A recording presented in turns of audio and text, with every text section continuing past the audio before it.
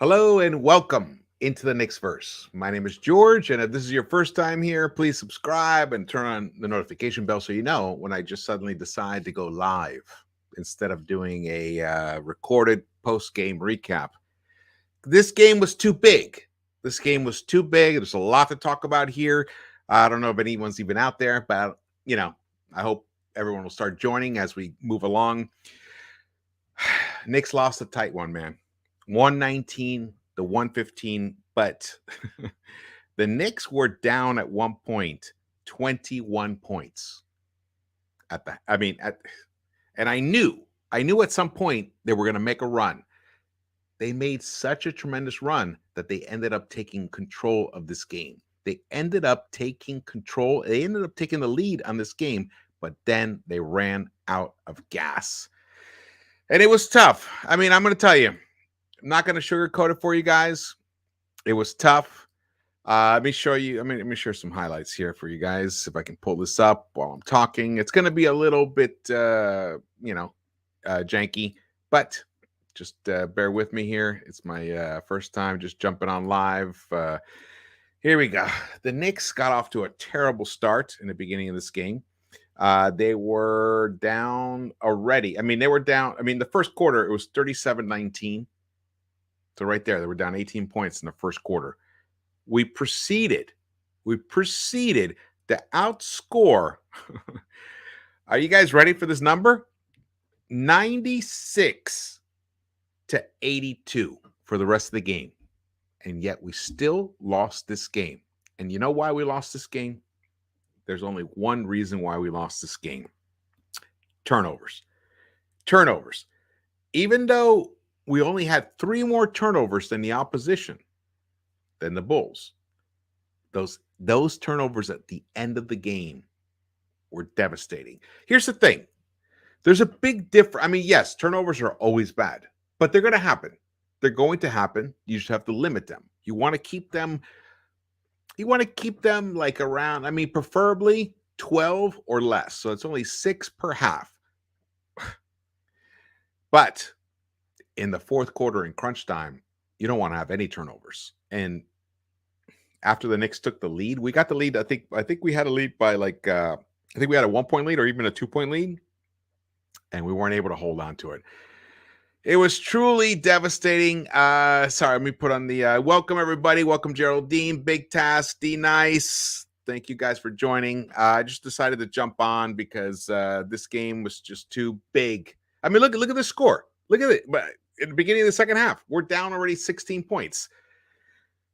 I'll tell you, we if anyone was wondering whether we need RJ Barrett, this is the game that shows it. If we have RJ Barrett on the court with this type of team effort, we win this game. We win this game going away. We do. Because first of all, his size alone, his defensive intensity alone, and his ability to take over a game in crunch time. We've seen him do it in late third quarters and in fourth quarters. We needed him at the end of that fourth quarter. So much energy was used to try to get back into this game that there was very little fuel in the tank in that fourth quarter. And we saw it with Julius Randle. Julius made some devastating turnovers, man. Devastating turnovers. Let's see here. Geraldine just put up, we are 1-3 since Thibs took Kemba out. Who is Thibs going to blame next? Well, Kemba would not have won us this game. That's for sure. I will say there were some, we want him to experiment. This is a game. This is a great example. This is an experimentation game. This is what Thibs was doing here tonight. He started IQ. He wants to see what IQ can do with the starting unit. We're already, quote, experimenting with Burks. And then actually Keith texted me this. He was like, you know what? Taj getting thrown out of the game, that was a devastating blow. And it really was. And I think that's why I want to phrase this correctly. Taj's lack of situational awareness was indicative of of the issue that this entire team has. They don't quite understand. Well, let me even rephrase that even more. Let me even like kind of like refine that even better. The problem is that the Knicks kind of forget where they are in the game. Taj, it's the first quarter. We don't have a center. You are the only backup center. What are you doing getting yourself thrown out? I don't care if you're right. You're right doesn't mean shit if you get thrown out of this game. That actually really hurt us. Even though Mitch had Mitch had a really good second half. But then what happens? You run out of gas. We need all of our pieces to be able to have a chance to win a game. You can't get yourself thrown out, brother. That is just inexcusable. And I know you know it. I know you were sitting in that locker room or whatever you ended up doing, probably wondering, what the hell was I doing? Why did I do that? So I know you're brilliant. I love you, Taj, but that was a huge blunder. And to talk more about blunder. And yes, absolutely big task. RJ was totally missed tonight. This is the game that answers that question. Do we need RJ Barrett? Yes.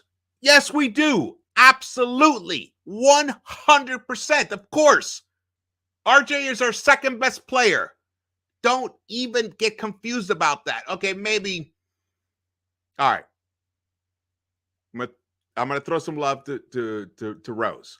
RJ is our third best player. Because Rose really is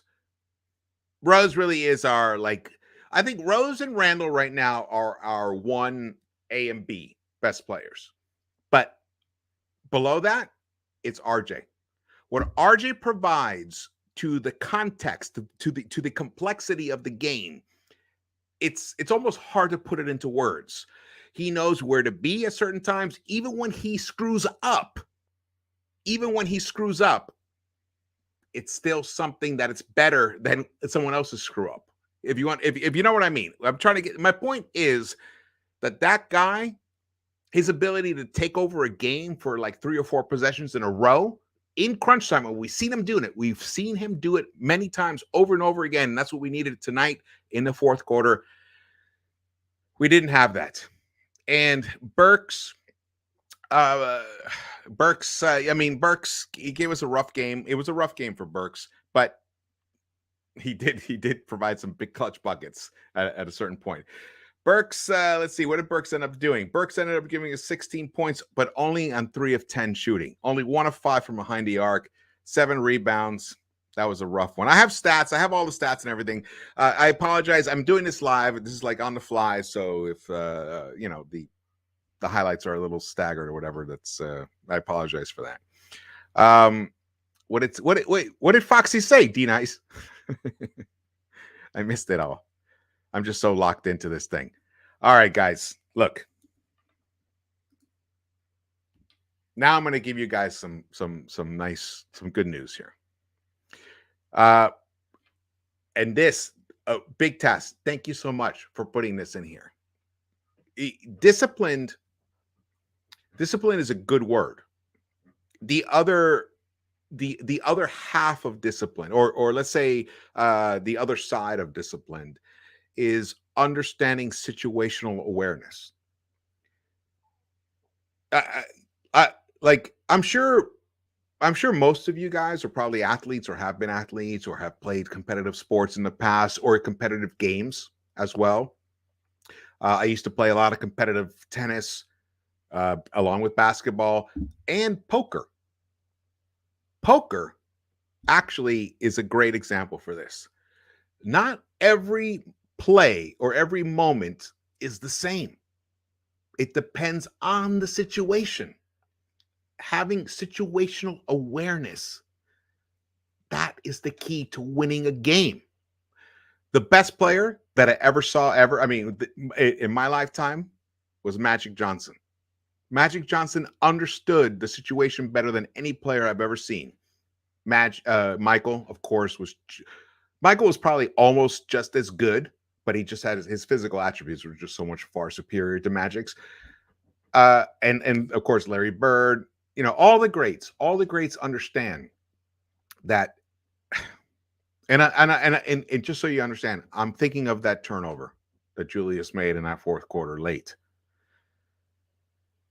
Brother, you have to understand the moment. I mean, you can't leave yourself vulnerable like that. And Caruso just picked you. Come on. Really? At that moment, we had the game. Why not just pull it back out? Why? I feel like there was a bit of a hero ball-esque-ness about that decision to try to penetrate when you didn't have full command of the dribble and you were getting people were collapsing upon you, and you felt like maybe, because you do have a certain amount. I mean, you did tonight even. You have success sometimes, but that's the difference. At crunch time, at game-winning moment time, you can't risk that. You can't risk the chance that you will get picked. And that's exactly what happened, man.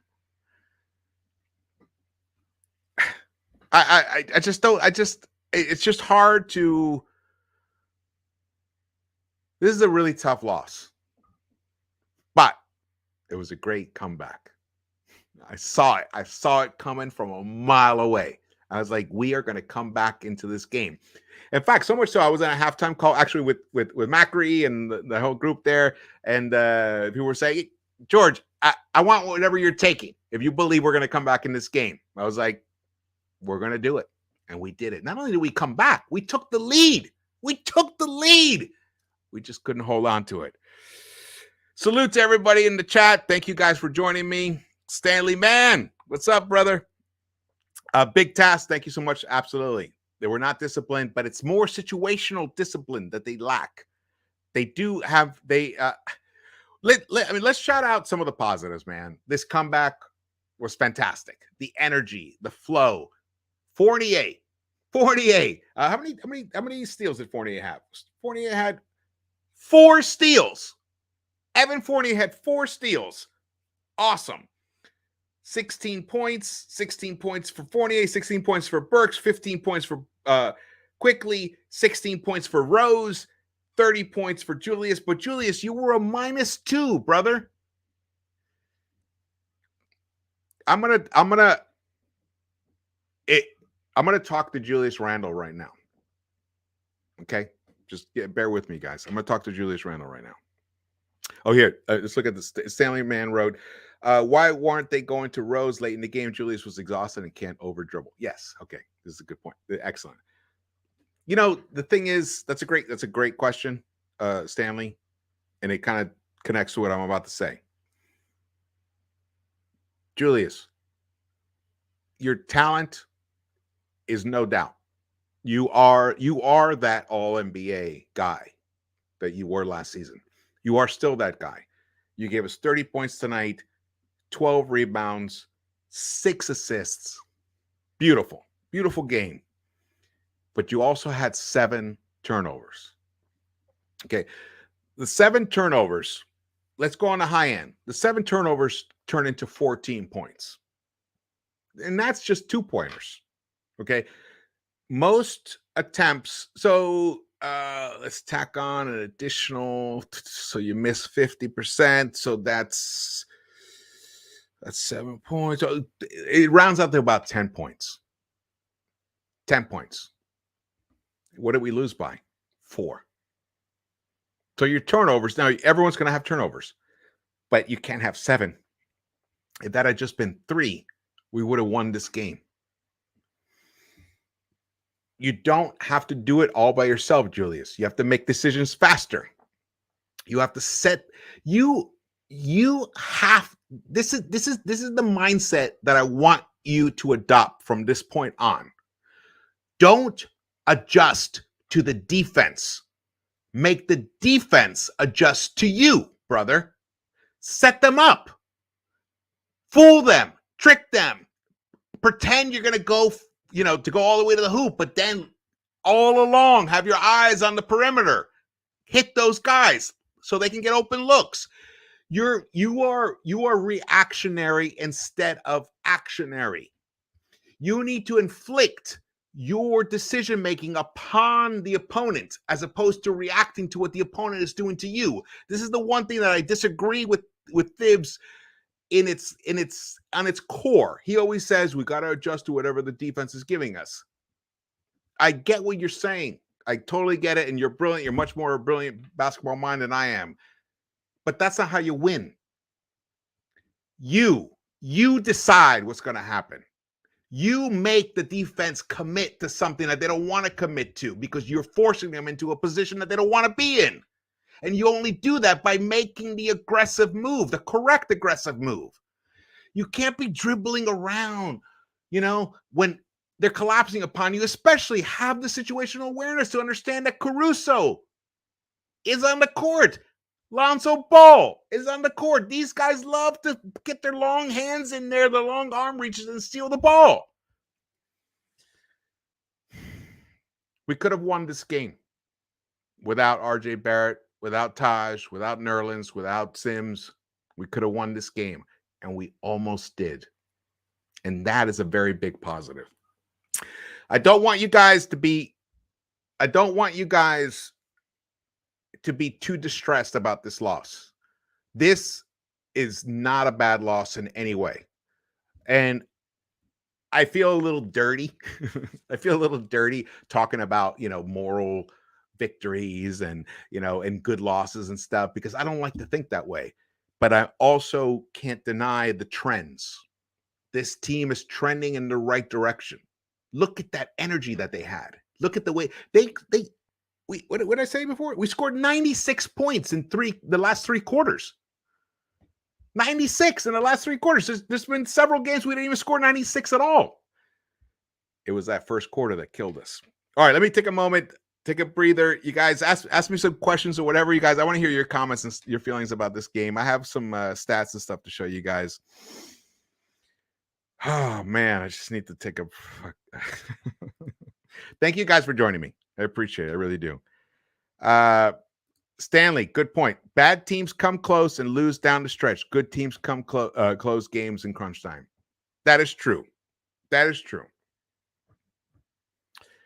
That is true. However, why don't we explain this team? That means that the Knicks currently would be a bad team, according to that rationale. They're not. They're a 500 team. That's not a bad team. But I understand the sentiment. You're absolutely right. I would say, I would switch the words out. I would say average teams come close and lose down the stretch. Good teams close games, and great teams close games out. This is not a bad team. We are in the process of learning how to become a good team again. That's what this is happening. I mean, I don't know. You tell me, Stanley. That's how I feel about that. But I get totally 100% understand the sentiment there. Big Task says Randall thinks that the first quarter and the fourth quarter are the same. Exactly. That's exactly my point. And maybe I'm not using the right word by situational. I think you guys understand what I'm saying. For example, like in tennis, you can't treat the point when it's love the way that it is when you are, when you have the advantage and you're serving for the win, or you're down and the other guy has the advantage and he's serving for the win. You can't treat. You have to be a little more defensive. You have to be a little more cautious. You have to be a little more mistake-free. You have to be focused on not making mistakes. Here's like to really drill down on it. You have to be focused on minimizing mistakes, so that if you just keep the play going, you hope that the opponent will make the mistake before you make a mistake. Instead, we have guys who it's the other way around. And mostly it's Julius. Now, a lot of this could come from, I mean, Julius has played on some mediocre teams as a pro. In college, he played on a great team in Kentucky, and in high school as well. where you're just so amazing. You're just always like, if you just decide to do XYZ, it's most likely going to work, 4 out of 5 times, which means you're going to end up winning, but not in the pros. It's a completely different scenario. In the pros, you have to be a little defensive. He should have been more cautious with the ball. All of them should have been. All of them should have been, and they weren't. Oh, man. Let me look at some other. Hey, thank you, Stanley, for joining. D-Nice, I appreciate it, man. Eric Valletta, shout out to you, man. Samuel Quinones. Let's see here. What does Samuel say? I'm not even reading these. I'm just putting them up here right now. Samuel Quinones said, you have to start Rose. He will pass to the right guy. They don't know how to move the ball like Rose. That is true. That is true. But we're in the situation we're in. And Burks has done very well. 2 previous games. Tonight, not necessarily. Tonight, he did not have such a great game. In fact, let's look at his stats. D Rose was a minus 14 tonight. Even though he gave us 16 points, he was a minus 14. However, only missed 2 shots. Only took 6. Only missed 2 shots, and he hit all of his free throws. This is what I'm talking about. In most games, that would have been a plus 14. But in tonight, in this moment, this situation, that's a minus 14. Who else?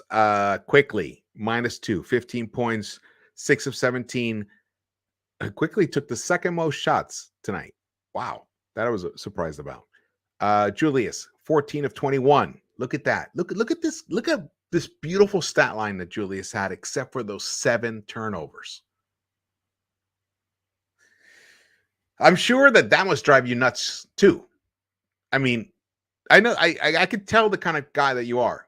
You're totally real dude.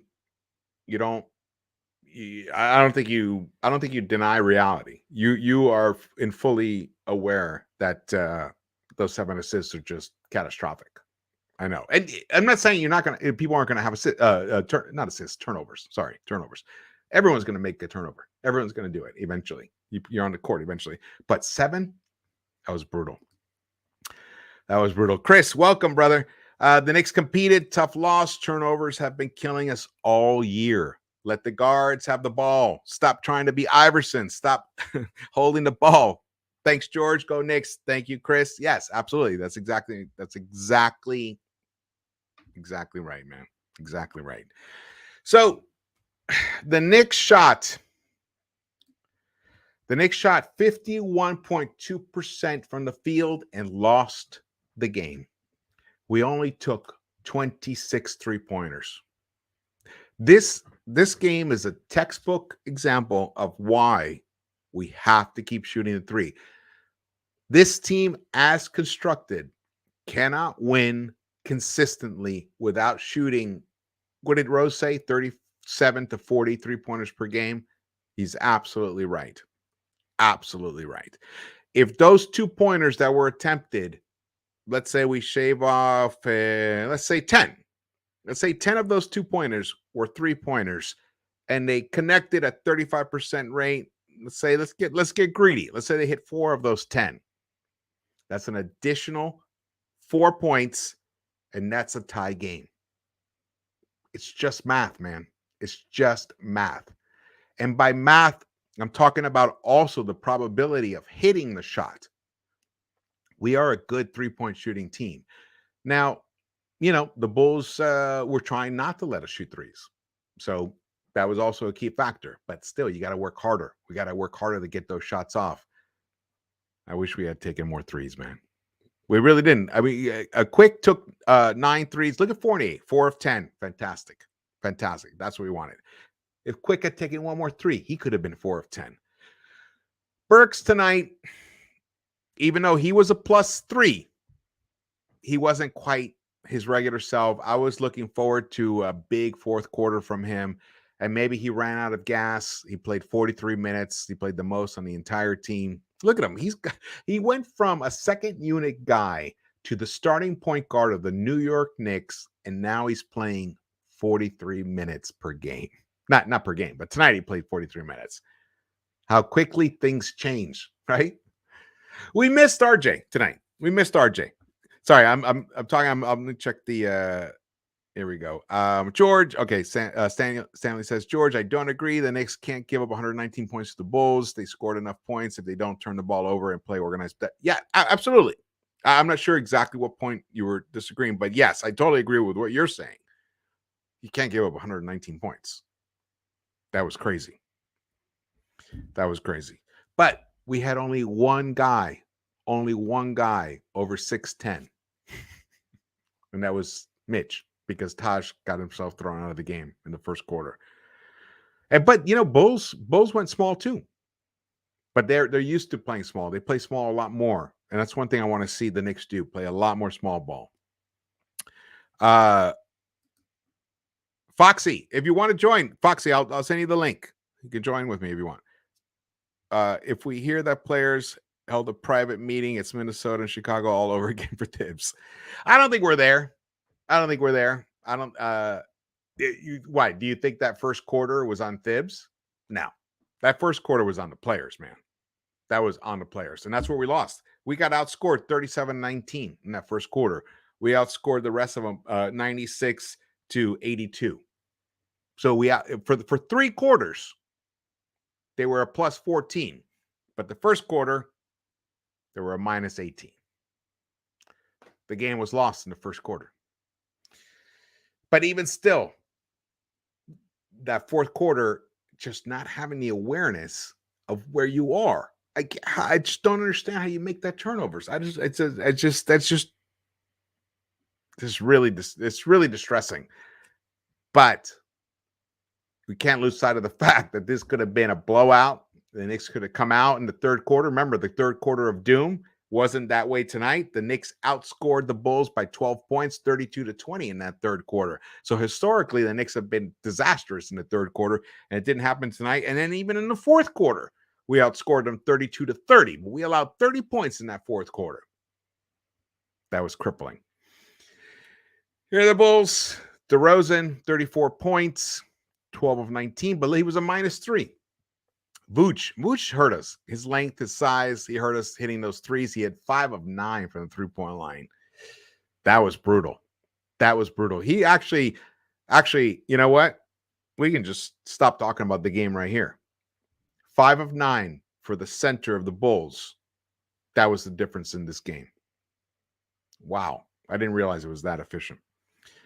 See here. Alan Pena, don't take loss hard. Bulls have a hard roster. They do have a hard roster.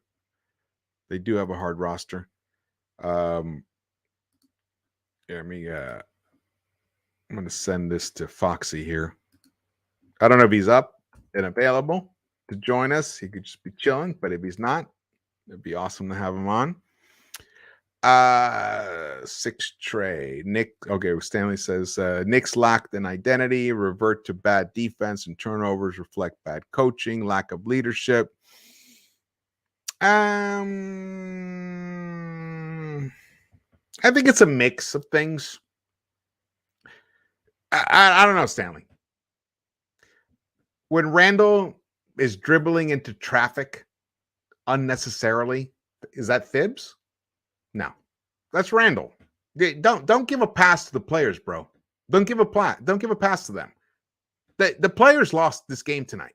It wasn't Thibs.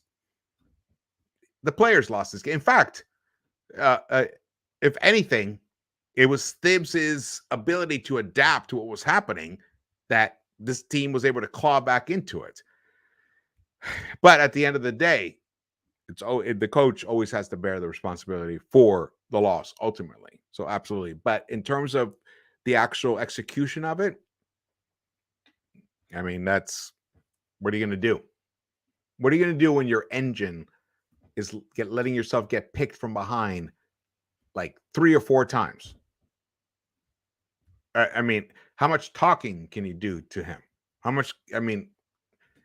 Unless that person starts understanding and applying in game time situations, the understanding that I can't cause a turnover right now. So if that means dribbling it out and resetting the offense, then you do it. You don't keep pushing forward into congestion. These guys, especially with the Bulls, they're an excellent turnover causing team. Excellent. With just Caruso, DeRozan, and Levine alone. That means 60% of the opponents you're facing are all excellent the thieves. Excellent thieves. Let's see here. What do we got? Let's see here. All right, let's look at this. Field goal percentage. The Knicks outshot the Bulls tonight. We hit 51.2% of our field goals. We didn't shoot enough three-pointers. We only shot 26, but we hit 34.6% of them. And even our free throws, look at that, 22 of 27. They hit 20 of 21. The missed free throw, I overlooked that. I'm glad I looked at this. Those missed free throws by Julius. How many did he have in that fourth quarter? Do you guys remember? I feel like he had 3 missed free throws in that fourth quarter. Whatever it was just devastating. That's another thing. Gather yourself. Compose yourself. This is what you fought for, this moment. When you get that moment on the line, you got to make that bucket. You got to make it. Instead, he whiffed. Let me see. I'm not.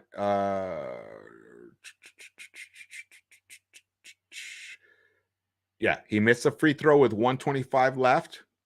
Julius missed a free throw with 2:03 left. Look at that. There's 2 points right there.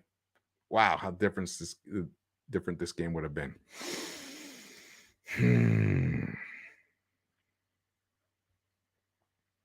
Wow. This was a tough loss, guys. It's a very tough loss, but it's also an encouraging loss.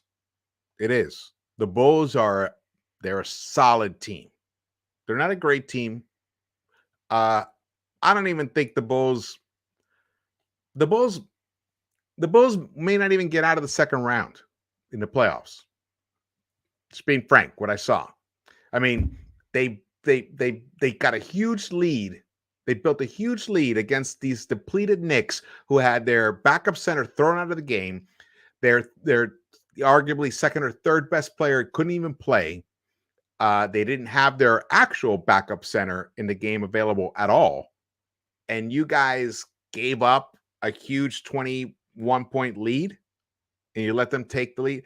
I'm not like, the Bulls are vulnerable. They're a good, solid team. We'll see what happens. And also in the playoffs, it's a completely different scenario. People can focus on other players' tendencies and they're honed in and they don't let DeMar get to that spot on the floor that he wants. Same with Levine. That's how it works in the playoffs.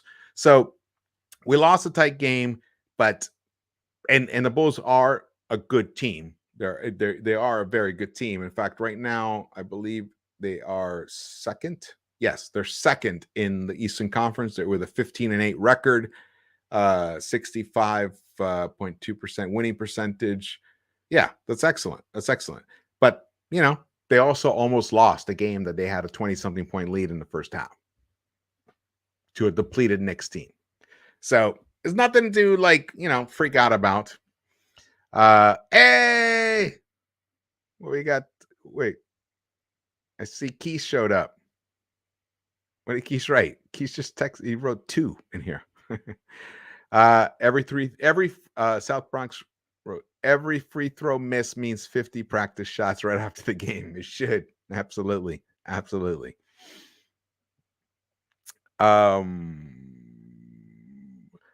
The Bulls have a better team, is what D Nice contributed here. Tonight they were. Absolutely. Tonight they were. This, I don't agree with this at all. No. If it was better coached, they wouldn't have given up their lead. So, yeah, I don't agree with that. You guys, we missed RJ. I know in the last game it didn't seem like we missed him so much, but Tonight we did. We really did. Let's see. Chris wrote, the Knicks are still trying to figure it out. Burks for Kemba was right. I think the players and Thibs will do it. There will be more pain before they prosper. Randall's lapses are killing us. Perfect. Exactly right. So how do we address this? How do we address the Randall issue? And partly the other time we were talking about, wow, we haven't seen that many close games. Before the Nets game in our pregame show with Foxy and Keys, we were discussing that the Knicks haven't really been in that many close games. And partly I think it's because they make so many mistakes when they're behind that they sabotage themselves. But when they have a lead, they kind of can hang on and, and like close it out. But when it requires like pristine situational late game execution, they lack that at the moment. Let's hope that tonight becomes one of those games where they can really learn from this. I hope so. I don't know where we're at right now. To be honest with you, I thought we were going to win this game tonight, coming off of that tremendous victory in Atlanta against the Hawks, who are a very good team. The Bulls are playing better than the Hawks at the moment, but the Hawks are a very good team. And we just barely lost to the Nets in Brooklyn, and the Nets are a better team than the Bulls. So I really thought that the Knicks could really pull this game out tonight, but they came out so flat. They got blown out in that first quarter and then just played catch up, but then they caught up. But they couldn't execute at the end. That's something they're going to have to work on. They're going to have to decide the roles, who does what at certain moments at the end of games. They're going to have to develop that. And that may take another, 9-10 games or so before they actually figure it out. And they're like, okay, this is what we do, XYZ. When we're down, when there's a minute and a half left and it's a tie game, the ball is in so-and-so's hands, and this is the plays we run, and these are the alternative options that we have.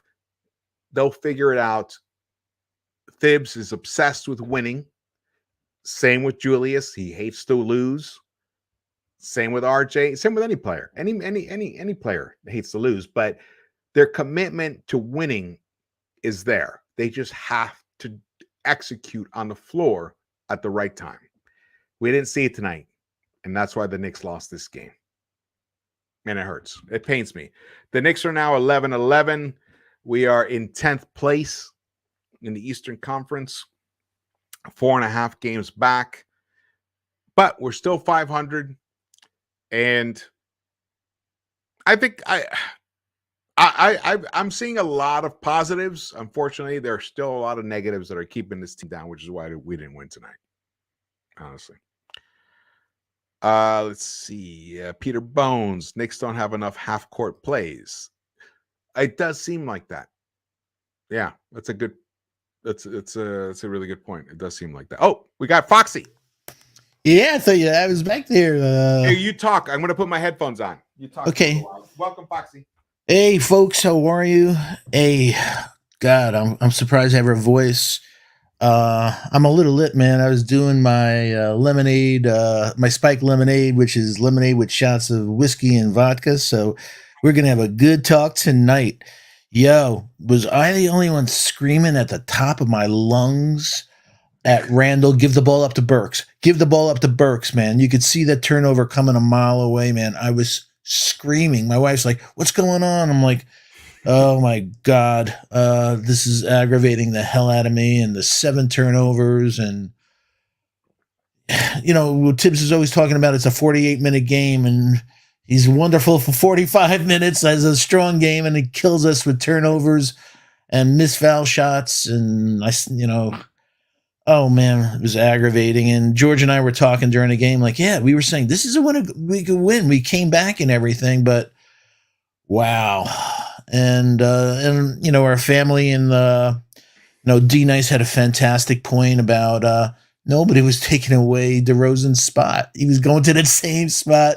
He loves his mid range. He's elite. Everybody knows it. and he was like real comfy, just getting there, nobody bothering him and getting it up. So, gosh, no more moral victories though, George. No more. We feel good about the loss to the Nets, and we feel nah. These are, like you said, we're in 10th place, and they're stacked. The Eastern Conference, and these type of losses are just brutal, man. Brutal. Yeah. Yeah, it is brutal. It is brutal. It is brutal, man. This is tough, man. I actually was starting to taste victory.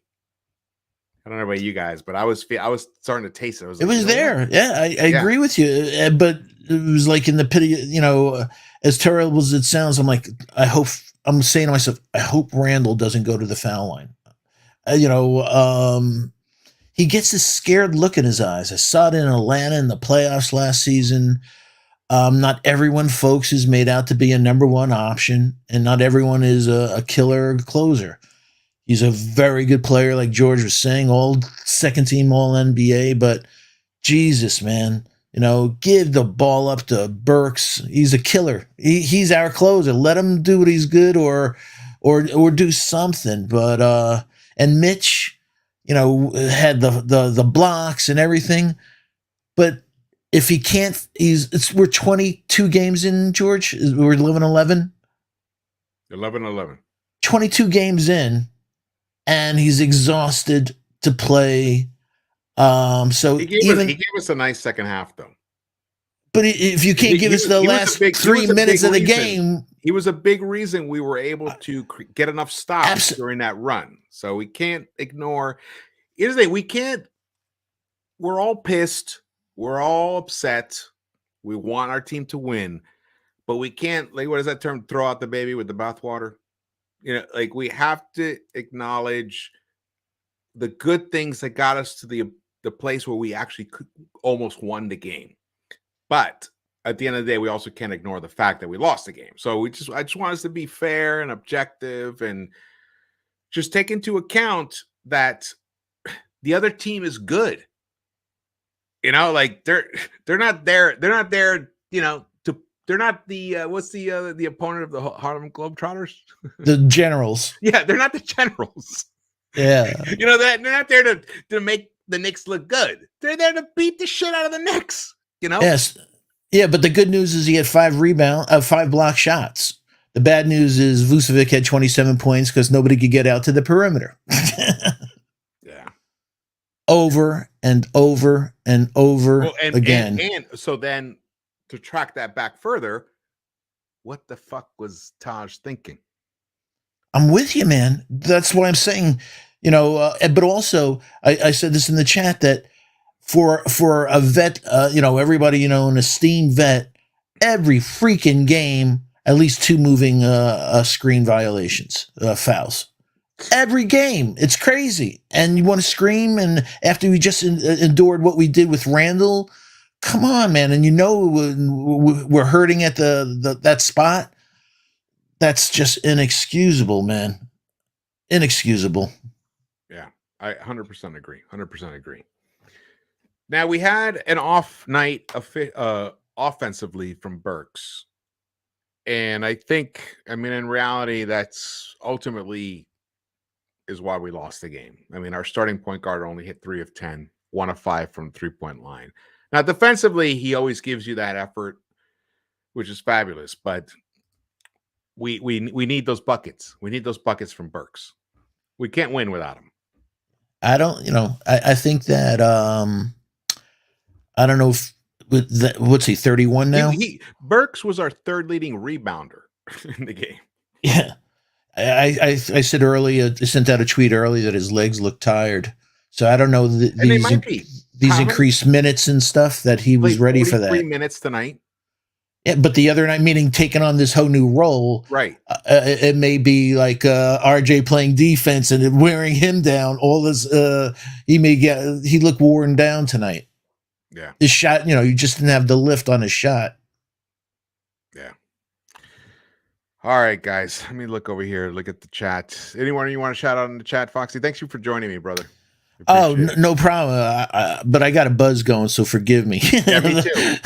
Those spike lemonades White are Russians. awesome. Yo, I that really would like a white Russian lady right now. yo, yes, darling. I'm kidding. Oh, yes, bubala. I'm not kidding at all. You're so cool. Look, you know what? Look, we lost a close game to a really good opponent.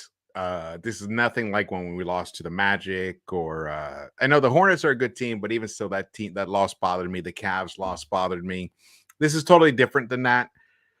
But if you want to be a top 4 seed, you should win games like tonight's game On your home court. especially on your home court. It's what's killing me all season with this team. What the hell is going on? I'm a turf boy. We're Brahma, where the hell is the turf here that you can't do this stuff? And Caruso out hustling us.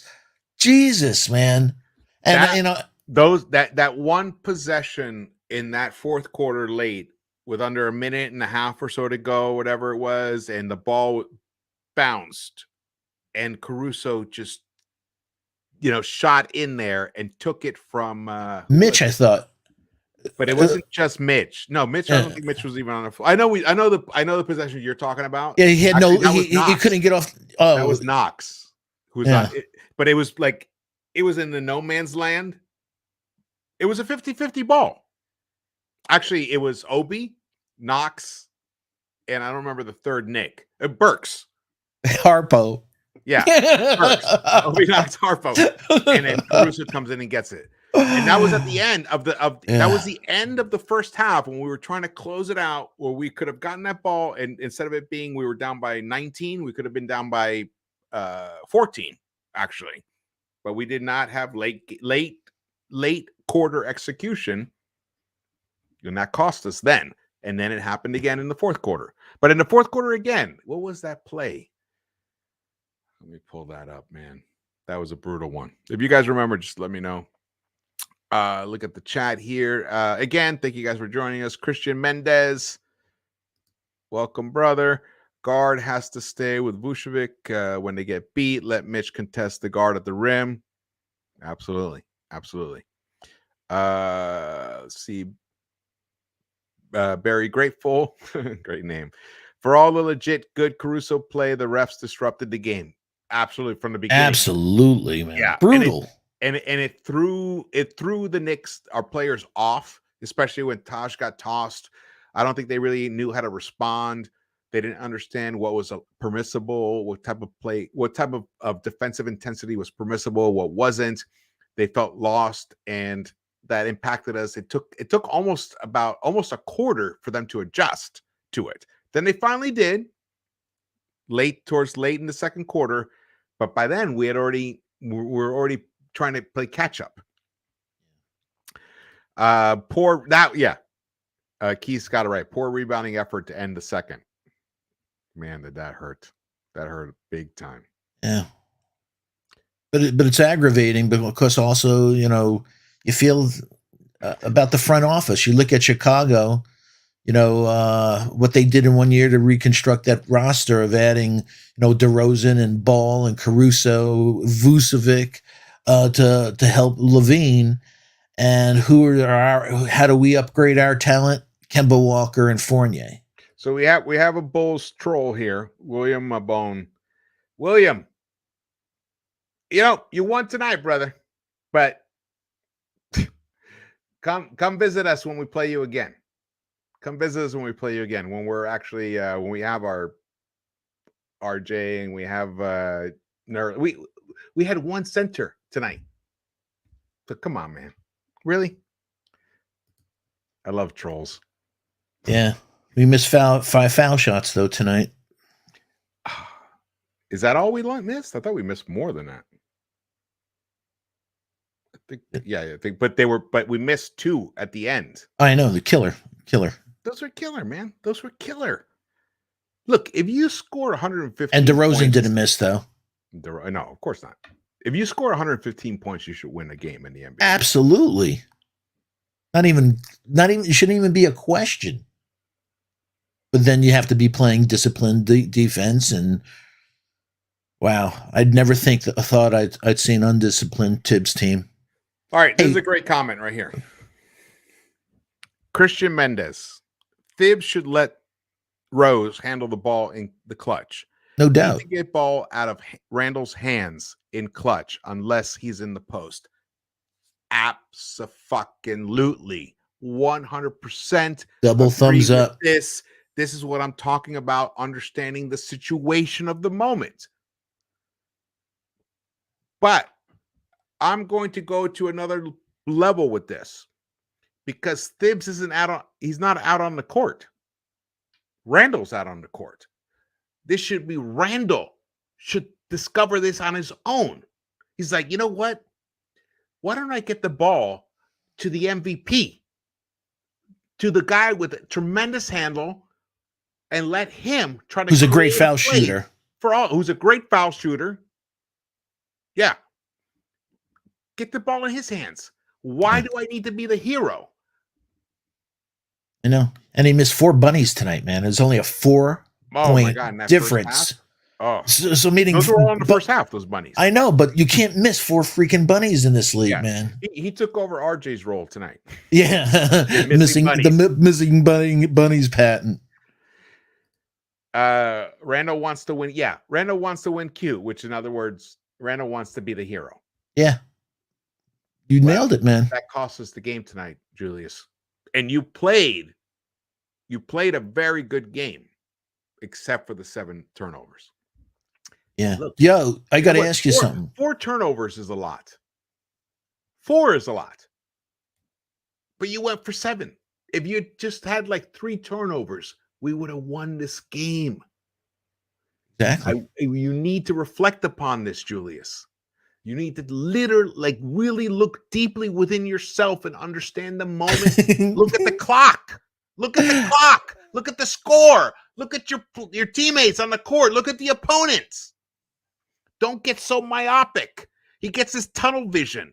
And in some ways I get it because it works for him when he becomes, because when he decides to go to the hoop and he sees a little tiny glimmer of light, and he's great at it. He gets there. But if it's not there, don't force it, man. It's not worth the risk. It's a risk reward ratio. And you blow it time and time again in crunch time. Ding, ding, ding. Yeah. That's couldn't have said it any better, my friend. And it's exhausting the fan base. Like, you want to root for a guy, but you want to root for a guy that has an IQ, man. He keeps doing stupid shit that you just like shaking your head. And I'm like, where are the guys on the team screaming at him? Don't give me the ball. Rose, get more vocal out there. Also, I wanted to talk to you about this in the post-game press conference. Randall had terrible body language. He was just like sulking there, no eye contact. And he said, we have issues on communication. And you knew he was fucking talking about Fournier because you saw their words talking about defensive assignments at the end of the first half. Did you see them, John? Yeah, I saw that. But I actually think Julius was wrong there. Julius made the mistake, and he was trying to blame Fournier. Mm-hmm. That in that particular possession that they were, because you and I were texting about that. Yeah, I know. So that's why it's like, yo, man, and I brought this up. I sent out things yesterday on Tuesday that there was an issue with Obi with Tibbs. There was an issue with Rose talking to Tibbs, and we said, the guys are competitive. That happens. There's shit going on this team. I think there's something's brewing here. And I said earlier that if there was a phenomenal article a couple of years ago, 3 years ago. It was somebody wrote about Tibbs, about the four stages of Tibbs, and they outlined everything that's happened in his career. And it seems like it's happening again, and that's why I said earlier. Well, but he's actually subverting that this season. Hey, I said earlier, it up. Look what he did. He benched an All NBA point guard. So he's trying to be. I know what you're saying. You can And that lose a is team still if you there. don't do the right thing, though. Also, Yeah, he's trying to adapt. But you know what? You have the squad you have. And he also doesn't, you also got to remember, I mean, if you look at it from Thibs' point of view, and there was a shot, I don't know if you guys saw it.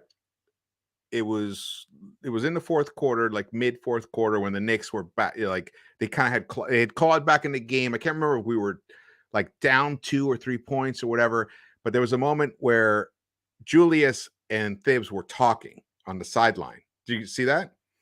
And keep going. Yeah, Julius had just fucked up, and Thibs was trying to talk to him, but he wasn't his demonstrative Thibs. He was like trying, because he can't alienate him. He's in a tough spot. Yeah. He's your engine. You can't piss off your engine. So, but at the same time, you have to speak truth to him. So and you also have to be humble, saying, you know what, in certain situations, like you said earlier, this is D Rose time. It shouldn't be my time. And you know what? If I'm in the right spot, D Rose will find me, because they may converge on him. Like, there was a dunk that he had where that happened. Where oh my God, when he missed that dunk. Julius. But he made a dunk later where on a play like that. And yeah, but that missed dunk was one of the 4 bunnies that we talked about earlier. So, hey, there is some good news tonight, folks. Our boy Deuce had 31 points, 9 assists, and shot 5 for 8 from 3 for Westchester. So I don't know if he'll ever get any burn, but he's doing everything he can, and you can't ask any more for a kid because he's dominating. 25 points, 28 points, now 31 points. That's what you want to see, for somebody to come down and say, yo, man, I'm a man among boys here in this league. That's what you have to do. So hopefully we'll get some burn. Yeah, hopefully. If he keeps doing that, I mean, it's kind of hard for them not to bring him back up. And I don't know anymore. I don't know. I just felt badly that Sims was ill. I wanted to see the kid tonight. I want to see him more. I'm just so exhausted with our 5s always being hurt, hobbling. And that we're saying he did have a good game, Mitch. Oh, yeah, he gave up 27 points, had 5 blocks because the guys came into his world. You go into the paint against Mitch, he's going to do that to you. But when you play the game out by the perimeter, you can't get out there. There were certain plays where he missed dunks, he got fouled and stuff. Is it me, folks? But the difference of rookie Mitch and this Mitch is huge. The lack of hops that he has versus when he first came into this league, it's just so freaking noticeable. It's unbelievable to me. Yeah. Yo, one of the great people in history, ladies and gentlemen, our guy Derek. So even in the worst of times, Derek brings a smile and warmth to my heart. Hope all is well, Derek, with you and the family. Derek. Definitely. We surveyed 100 people. Says RJ will soon be our true leader. Could be, man. Could be. Tonight is a great example of why we need someone like him to be the missed leader. Him badly. Yeah, we really did miss him tonight, because even if you factor, even just like an average game from RJ would have been the difference. Just an average game, nothing spectacular. But also on the other side of the ball. That's what I mean. Oh, okay. Yeah, on both sides overall. Yeah. An average game from him would have been the difference. So that's why I look, I want us to rack up wins.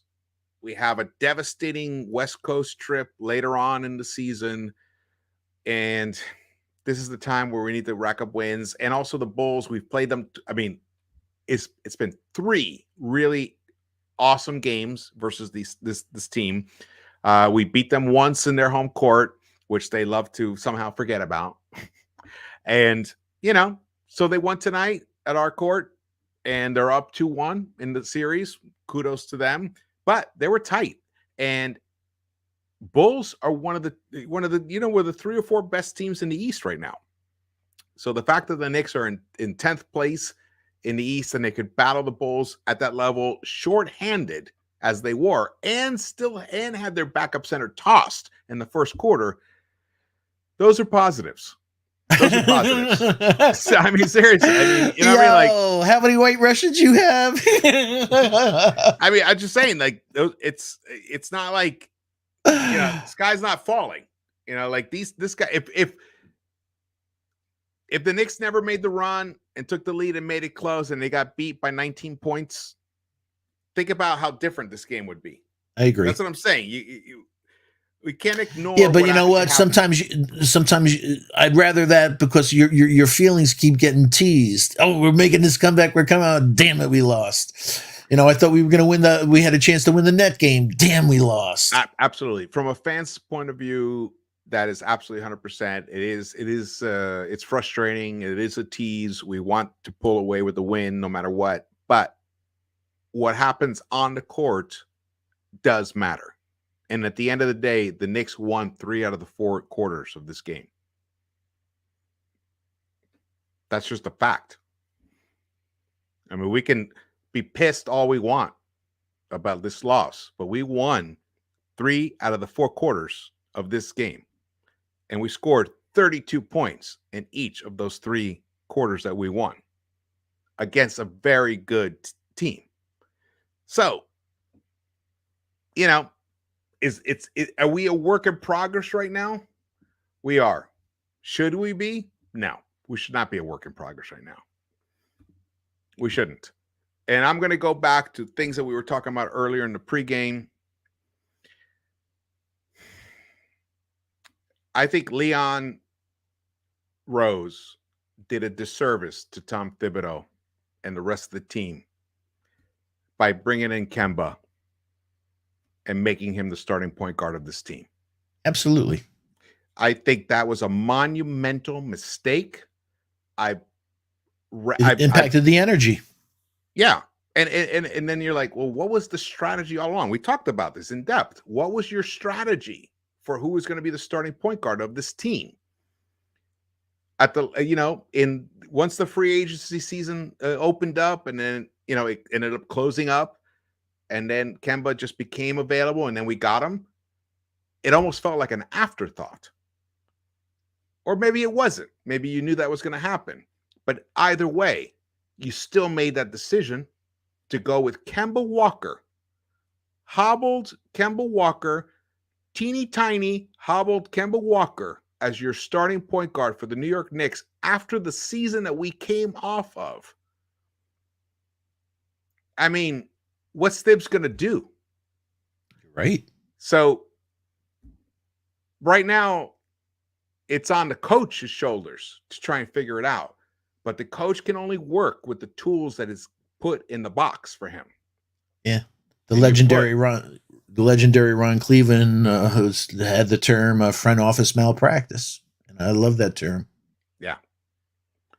Yeah. So we can't forget that. And you know what? Our guy Sko has been talking about, our D Rose should be the starter. And you know what? Maybe he should have been the starter from the start. Why even bother with a Kemba Walker? Why not just get a solid guy like a Peyton who plays good defense but can actually shoot a little bit, have him be the backup guard, and start Derrick Rose from the beginning? Why did we mess with this shit? But why are we in the situation we're in now? Why is Alec Burks, who's never been a point guard, why is he now the starting point guard of the New York Knicks? Exactly. And you know what bugs me? You're 100% right. Rose should have been the starting, because there's not a way in the world, with these guys being lifetime basketball guys, that they didn't see this shit in practice, saying, we got a problem with Kemba. He's not going to be able to do this on defense. So he can't do this in practice. He's not going to. There's no way they didn't see that from a mile away. That, and also, why the hell did OKC buy him out? Because he's washed. So it was a PR thing that we missed out on Lonzo. We didn't get Jackson. We didn't get Cameron Payne. We didn't do anything. We didn't try to get a Brunt. We didn't do anything. Yeah, and here's the other thing, Foxy. if you think IQ is going to be your point guard of the future, then fucking show some balls. Go for it. Exactly. Live Then and do die. it. Yeah. Let No Rose pain, no start. gain. Let IQ run the second unit. All this crap about, oh, we got to keep the second unit together. I'm done with that. I am done with that. Now you got to put your best players. You don't win with your bench. You win with your starters. D Rose is the most efficient point guard that we have. Let's start him. Enough said. But we're in the situation, and I appreciate Thibs is trying to adjust. And I think using Burks is a great idea. He's using it, and it might work out. But the situation that we're in could have been avoided altogether from the very beginning. Yeah. Yeah. Peter Bone says George Randall's the point guard. Well, that's the problem. You can't, and I said this on the air Sunday with our boy Keith, that it's been bugging me that that I tip my hat that he made all NBA team, but you cannot, from a roster construction standpoint, have somebody that doesn't have vision. You can't have somebody who makes bad decisions handle the ball like that. You can't put him as a point forward, especially in critical times. So, but him bringing up the ball, it's just all the fans. There's nobody smarter, I think, than New York Knicks fans, and everyone collectively. You see him bringing up the ball, and especially with the guard right next to him on the court. Like, what the fuck are you doing? Give the ball to your guard and get into your spot on the other side. Don't bring up the goddamn ball. I'm going to get really specific with this. Your point, whatever it is, whether it's forward, guard, or point center, because we have that now. That's one of the beautiful things about the NBA. I love the modern NBA because we have that now. But your point is your quarterback. If your quarterback commits 3-4 interceptions in a game, it's over. How do you feel about that? No, it's the recipe for losing. Exactly. If they make 1 interception in a game, you kind of like grimace, you deal with it, but it's just 1 because he'll give you 3 TDs, maybe 4. But if he's giving you 2 TDs and 2 interceptions, you're going to lose. And especially in crunch time. And especially in crunch time. So when you're, and which means, what is the quarterback? He's the key decision maker. And that's what Randall has been put in that role. It worked to a certain degree last season. But when this team did not take off, did not start soaring until D Rose came to this team. That is a fact. We were a sub 500 team until Derrick Rose came to this team. Now, I'm not saying Derrick Rose is the savior. I'm using him as an example of an upside decision maker. Randall, he's too emotional. He tries to play too much hero ball, and which is fine in the flow of the game and those like second and third quarters when the flow of the game is a little looser. But at the beginning of a game, when you're trying to establish tone, and at the beginning of the third quarter, when you're trying to establish tone again, and at the close of the fourth quarter, when you're trying to win the game, you cannot have faulty decision making that lead to turnovers. Yeah. So the ball cannot be in Julius Randle's hands until he earns it again in the fourth quarter. Yeah, because he's going to alienate his own teammates. He keeps this bullshit up because they want to win too, but you can't win, like you said. Getting in, going, dribbling into congested paint, just doing stuff like, what are you doing, man? Just heartbreaking, man. The game was there. This is okay. We surveyed 100 people. He wrote, "What different does it make who our PG is if we can barely run plays?" Yeah, we're ISO. Great question. But yeah, it does make a difference. we're not able to run plays because they're in the wrong person's hands to initiate the play. Because he's not thinking about running a play. He's thinking about getting mine. Well, I don't want to put it that way, Foxy. You know what I mean? Because that makes it seem like he's trying to be selfish. I don't think Julius is being selfish. I think he thinks, I can do this, for our team. I can score right now, but not understanding the dynamic of the moment. Where if he pulls it back and they, kind of move the ball around and then maybe the ball comes back to him and he is the one to score, but he makes too rash of decision. He's not looking at who the opponent. Here's what happens sometimes. He'll see a smaller guy in front of him, and then he decides, and it never changes. Give me the ball. I'm going to take this guy. That's it. Not understanding that there actually might be a better shot out on the perimeter, even though you have a smaller guy guarding you. That the game is not. It's a complex game. In that respect, it's not a simple game. Just because you have a guy who's 2-3 inches shorter than you guarding you doesn't mean you're going to end up with you have the best shot. You got to move the ball around to find that open look that's in rhythm. You make buckets when you shoot in rhythm. You don't make buckets when you're like forcing it or the clock's winding down or you got a guy, you're bookended by two guys. Like, how many of his kickouts got deflected tonight? We lucked out on a couple, went back in our hands, but even some of his kickouts are too, like you said, his decision making is there's a delay there. He's 1 or 2 seconds late. Yeah, he's late, and that's all a guy that Caruso needs. He loves that. Because he knows where you're going to be, goes right into that lane and boom.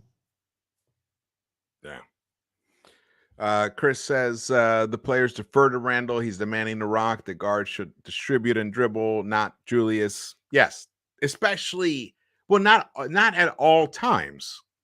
Sometimes it's a great decision to have Julius just get down and go eat. Go eat, Julius. Go eat. It's a lot of barbecue chicken down there. Go for it. But not in crunch time when the defense isn't going to let you do your thing. They're going to collapse upon you, brother. So what do? You should already be aware of that. Anticipate it. Anticipate that moment. Actually, a great example of that, and it was a mistake by IQ. Julius actually made an anticipation play. He was on the perimeter. He got the ball. IQ drifted to the left of the arc. And Julius dribbled, and in half dribble, he passed it to IQ, who wasn't ready for the ball because Julius actually made a great decision at that moment to catch the defense off guard. But IQ wasn't ready for it, and he should have been. That was a good play. It just didn't result in a good result. Yeah, for sure. It's for yeah. Hey guys. Thumbs ups and subscribe if you haven't yet. I appreciate you guys joining us. This is awesome. Your comments are fantastic, man. I'm reading of anything. I'm like reading them and stuff, and then we're talking and everything. William Maybon says, "Hey Knicks fans, I'm going to bed with a smile on my face. I know it's hard, but you all can try to sleep. Though this nightmare we delivered tonight. Remember, there is always another game. Y'all can lose." Thank you, William. Well, guess what, William? We're going to win a lot more than we lose. This is the beginning. This is the growing pains. And these Knicks will get those 50-plus wins, mind you. And I'm going to tell you this. The Bulls ain't going to be there at the end. They're not. If they can play like they did tonight against an incredibly depleted Knicks team and barely win and give up a 21-point lead, I wouldn't be like feeling great about yourself if you're a Bulls fan. In fact, I would be disgusted with yourself if you're a Bulls fan. Absolutely. You guys had a 19-point lead. Yes, you had an 18-point lead at the half. And you gave it up. So get out of here with that. Get out of here, William Maybon, with that crap. In Hey, I'm fact, that's glad. one of the reasons. That's one of the reasons we Knicks fans are upset with our own squad because we give up leads. Get out of here with that. I like your positive outlook, but I'm just taking a step back, George, and just saying, do you see us being healthy at any time this season at the 5 position? Yeah, yeah, I do. Seriously? Yeah, yeah, I You do. don't think Noel and Mitch are chronically going to be injured all I the don't. I think freaking you know what time? Nitch is. Look, he played again tonight. You know, he worked through it. He left. He'll be what he is. He's getting himself back into shape. Noel is a. I actually. I mean, I don't know about you, but I have more question marks about Noel than I have about Mitch. Yeah. Mitch coming off a devastating foot injury, and he did not even play. He did not even practice with the team until the last game of the preseason. So if I were to, because we're both into trend analysis and everything. If anything, it's trending in the direction of, it's not all one direction. It's like up and down, but in general, Mitch is trending in the direction that he's working himself into game shape. But what the hell's going on with Nerlens? I feel like if someone coughs, Nerlens he's out for the game. Literally. Yeah. So that's and then you have someone like Taj, who when he gets in the game, he commits tons of stupid fouls and then he gets thrown out. And I'm not even talking about tonight. There's many other times where he commits fouls that are unnecessary. It's like, bro, what are you doing, man? That's why I said earlier, you're a vet and you make these stupid bonehead plays.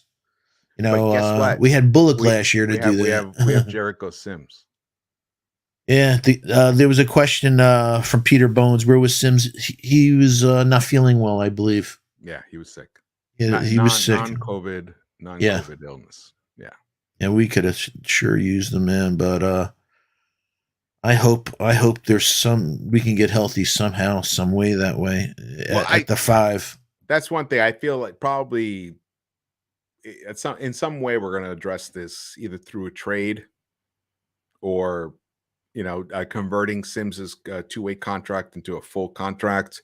That would make sense. And then trading it once Nerlens gets healthy, maybe just trading him away. Because what's good? How much good is a guy who can't get on the court? Yeah, stay on the court. Yeah, stay on the court. How many games has he even played for us? 10 games? I think he's only played 10 games for us. Jesus. Yeah, 9 games. Nerlens Noel's played 9. We've played 22 games. Nerlens has only played 9. That hurts. Yeah. Yeah. And Key's team must be passing around a non-COVID bug. Yeah, man. Welcome, Lex. Would have been nice to have Lucas. I think it's Shamanik.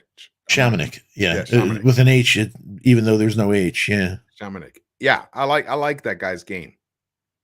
Offensively, yeah, for sure. And he has prototype size and stuff. Yeah. Hey, I'd experiment with him as a stretch 5. Yeah, why not, right? We saw what Vucevic did tonight. God, what would kill. And also Aldridge the other night. I commented to you like, wouldn't it be beautiful to have a pick and pop center? Doesn't have to be a 3-pointer. Just from the elbow, man. We have none of our centers are pick and pop. I know, and it impacts spacing and everything. And it's like, come on, again, and it goes to the front office. You knew about this. Try to and Tibbs talked about it last year before the season even started. That what's different. He goes, well, every team we face seems to have a 5 now. They can shoot 3s and to aid spacing. So he said that at the beginning of last season, and yet I'm like saying, I don't give a shit. Get me Luke Cornett or something. Try something. True. At some point, like anything, man, anything's better than where we're at right now, where we don't know. Yeah, it feels like every night it's an adventure. What's going to happen at the 5 position? Yeah. And and then you see highlights of Princess Achua and others at Toronto. It's like, a young, healthy 5 that runs. Wow, that must be nice. Yeah. It would be nice. But And we have one. His name's Jericho Sims. I'm a fan of Jericho. I think he's good. I like him. He's really raw, but you know what? I'll take his raw, man. Raw is better than being no five at all.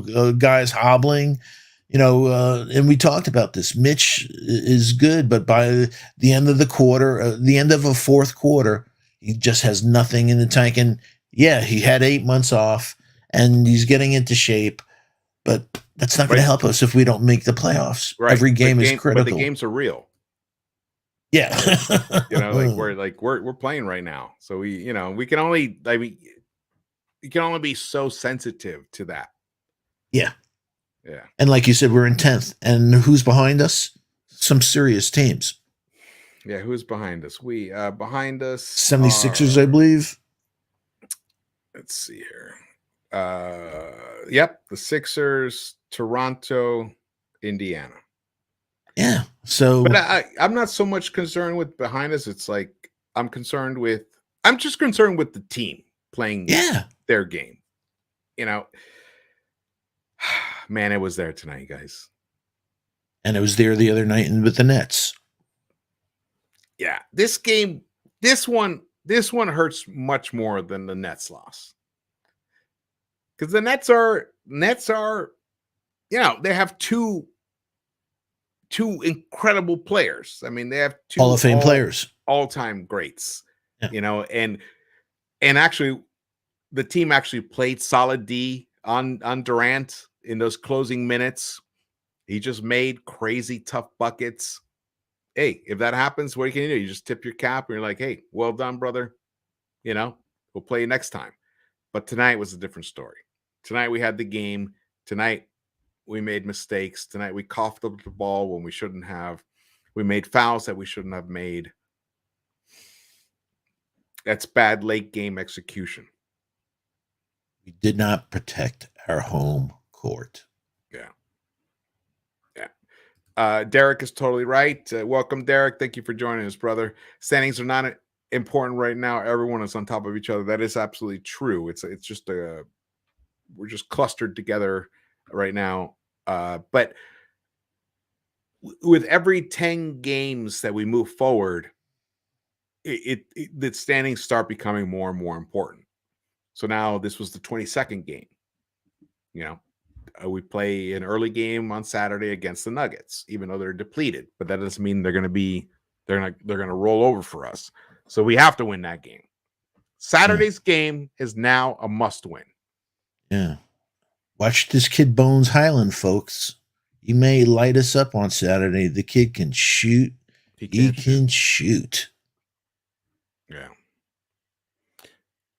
I missed here. Keith wrote, I'm not sure what this is. Probably why we can't defend them. No one to practice against on the team. Oh, yeah. Yeah, because we're so depleted. That is so true.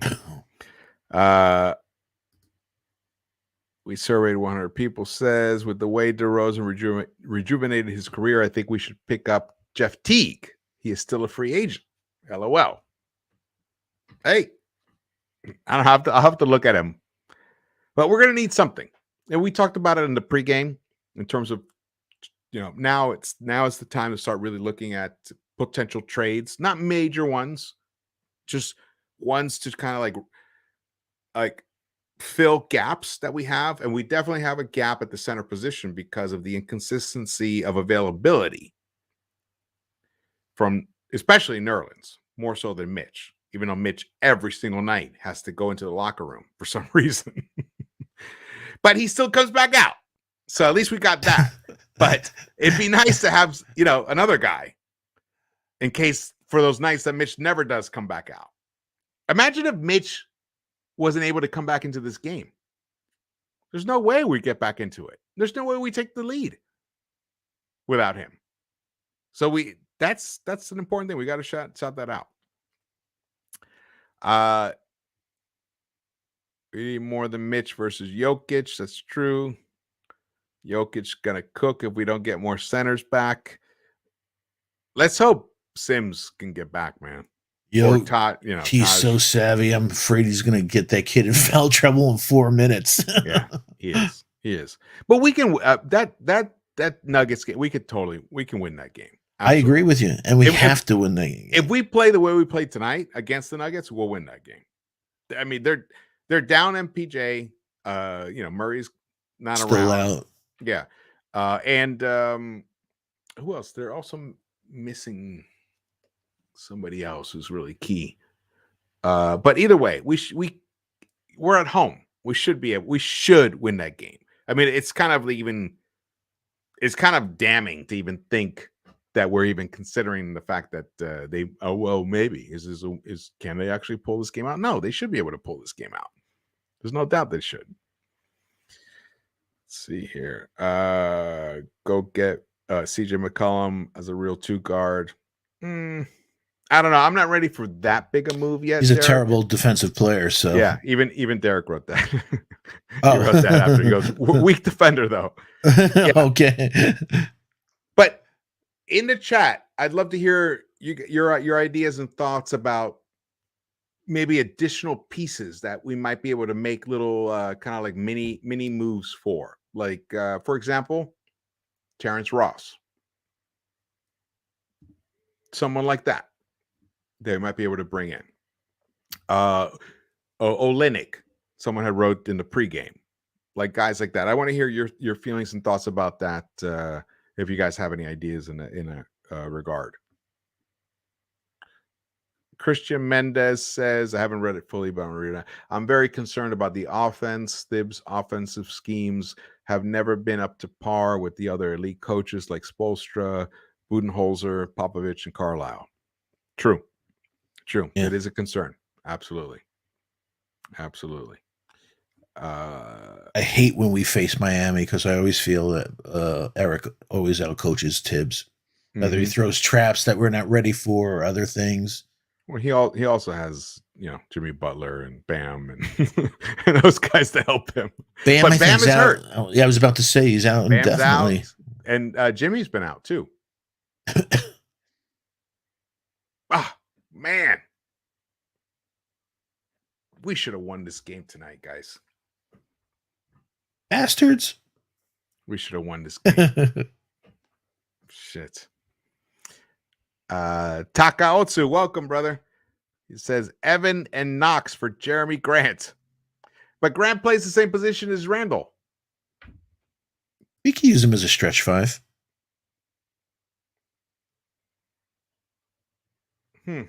Maybe. Yeah. Maybe. In this NBA. Yeah. Did you see how small the Bulls went at a certain point? I know, man. It's and you know crazy. why they went that small? Because we were killing them. We were killing them. And they went really small. But did we go really small? This is where we really could have used RJ. Yeah, we missed the kid tonight big time. We did. We really did. Hey, you know what? At the end of the day, we're going to wrap this up soon. Foxy, thank you for joining me, man, so much. Oh, my pleasure, my friend. Misery loves company. Absolutely. As painful and frustrating as any loss is, this might have been even, in some ways, this is one of those like kind of weird losses because the way the game started out, we had no business being in this game later on. Not only even thinking that we had the lead, deep into the fourth quarter. So that is in some ways a victory, but at the end of the day, all that matters is the ultimate victory, which we didn't get tonight. So that is a big disappointment. But these Knicks they're 11-11 right now. We're in 10th position. We're in the play-in position. And yes, I'm a positive guy, but I don't think, honestly, I think the Knicks are going to continue to play better basketball. It's going to happen. They're going to figure it out, but we need Randall to rein the mistakes in. We're not going to get anywhere unless he stops committing atrocious turnovers at terrible times in the game. 7 turnovers tonight. 7. There are teams that don't have 7 turnovers as a whole squad sometimes. 7 for one player is just unacceptable. That can't happen. Now, is he going to do that every night? No, he's not. So that's why. No, other nights he'll have 4. Exactly. And you know what? We can win. All high use.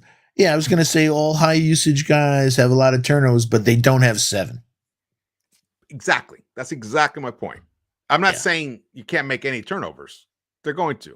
You just can't have 7. And you can't have 7 that leads to what, like you said in the math, 10 points or so. Yeah, and that's what it was. When you lose by 4. Bingo. Exactly. And these guys have a very deep, intense desire to win themselves. And they reflect our desires as fans to win.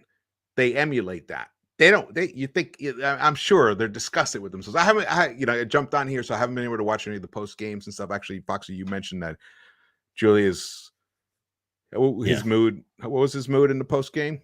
It was just his body language. No eye contact. He was just staring down with his arms crossed. Body language experts, and that's where he said, there's issues with communication, and the 7 turnovers wasn't good, and so it was like, man, Randall, your body language. I'd rather somebody give me eye contact and say, I suck tonight. Sorry, folks. I'm gonna bust my ass to not do it again. Yeah. So. Yeah. We do. Derek is right. We got to start doing it, though, George. Absolutely. And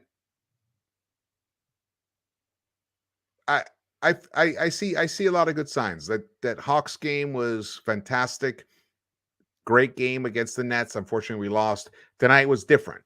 Tonight we should not have gone down 18 points in that first half. That was ridiculous. We shouldn't have gotten outscored in that first quarter. What was it? 37 to 19 in that first quarter. That was the game right there. So those things can't happen. Yeah, that was the Hawks game. You can't guarantee they're going to shoot 24% from 3 the next time you face them. Yeah, but that was also good defense. Good defense is 34%. 24% is just a night off where all teams have that, a bad night. But they had a bad night. We both had, it was the second half of a back-to-back for both teams that night. So everything was pretty even, and we were on the road.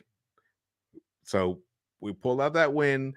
I think that, if anything, tonight feels like a bit of a step back. But then again, we were shorthanded, the Taj ejection, RJ, and all this stuff. But that's where Julius should have really stepped up and pulled us out of this, which in the end makes me wonder. It doesn't make me wonder. I know the answer. Julius is not a first option. He's not the guy. He's not the guy. He's not the guy to lead us to a championship, but he can definitely be a key piece to win us a championship. He can be that guy if he plays in a different way. Well, I think if we utilize him in a different way.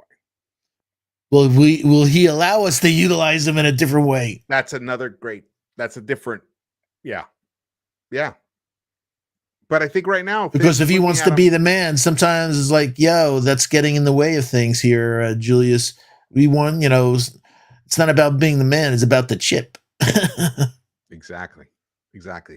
And we got to get that chip, man. We got to get that chip. Eventually, we got to get that chip. In the next 3 years, we have to get that chip. I'm not going to stop. I'm going to beat that drum.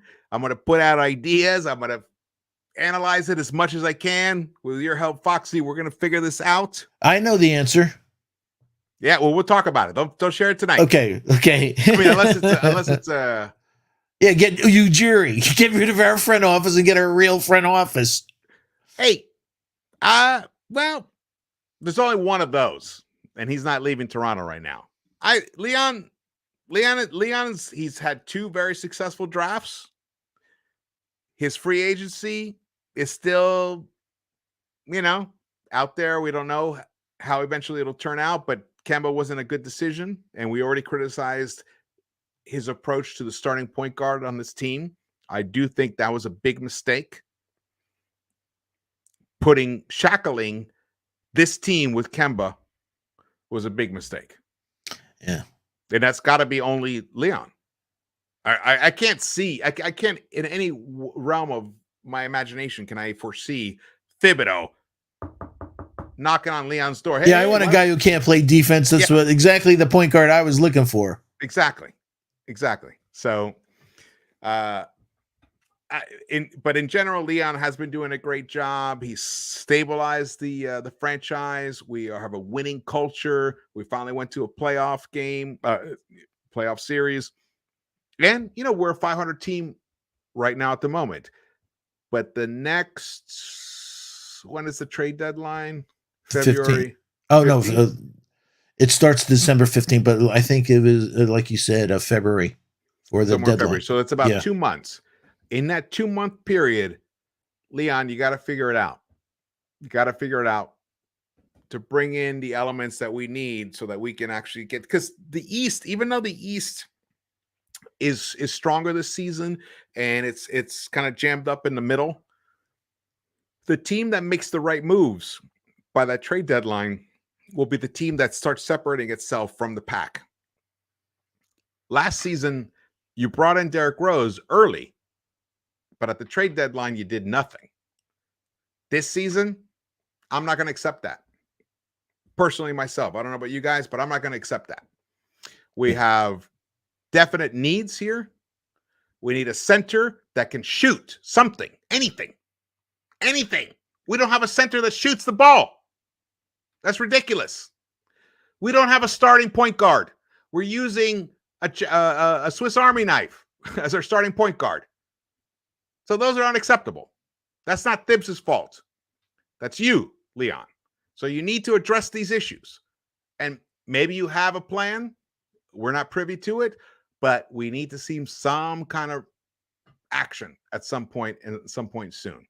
That's how I feel about that, Foxy. If you want any last comments? No, it just gnaws at me. You see teams like Golden State that wins championships and then they retool this quick with young quality talent. I agree with Derek. You're very, Obi and Quick. You consider they're good, but that's not the level. Meaning they're good players, but they're not superstar potential players. In a draft, that's what I consider a great draft. You're getting somebody who's going to be a significant. Obi, as Derek said really well, it's out. The jury's out on him. He made some bad plays tonight, folks. Bad plays on defense, bad plays on offense. How many freaking times the kid's afraid to shoot a three? How many times did we see that in the last couple of games that he had an open three and you could see in his brain like, oh no, I'll do a fake and I'll dribble, and then his handles and everything, and then oh my God, I don't, all right, then take a mid range. I won't take a mid range. So he's in nowhere now. He's afraid to take a shot. Well, he's not. I mean, but he wasn't. He's a big. He was never.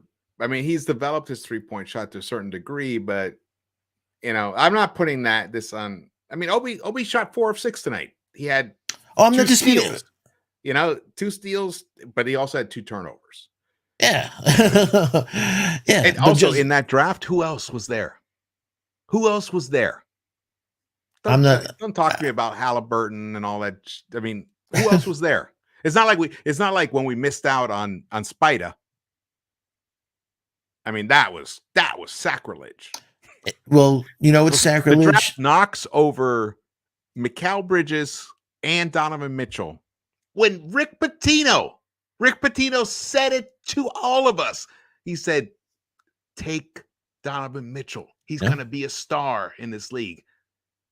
And was that Phil? That was Phil. Phil ignored that. Yeah. It drives me crazy. Yeah. I do believe IQ has it. He has that thing. He's going to develop into a tremendous winning player. Whether he'll be the point guard, I'm not sure. I believe he could be, but the jury is still out on that. I still see him, Lou Will, very valuable, a microwave off the Exactly. off the bench, and I think that's what his career trajectory is going to be. That he's going to be instant offense off the bench. I have a lot of respect how he's improved his defensive game. So, but him being a good player and being a star player is totally two different things. Mm-hmm. Mm-hmm. Absolutely.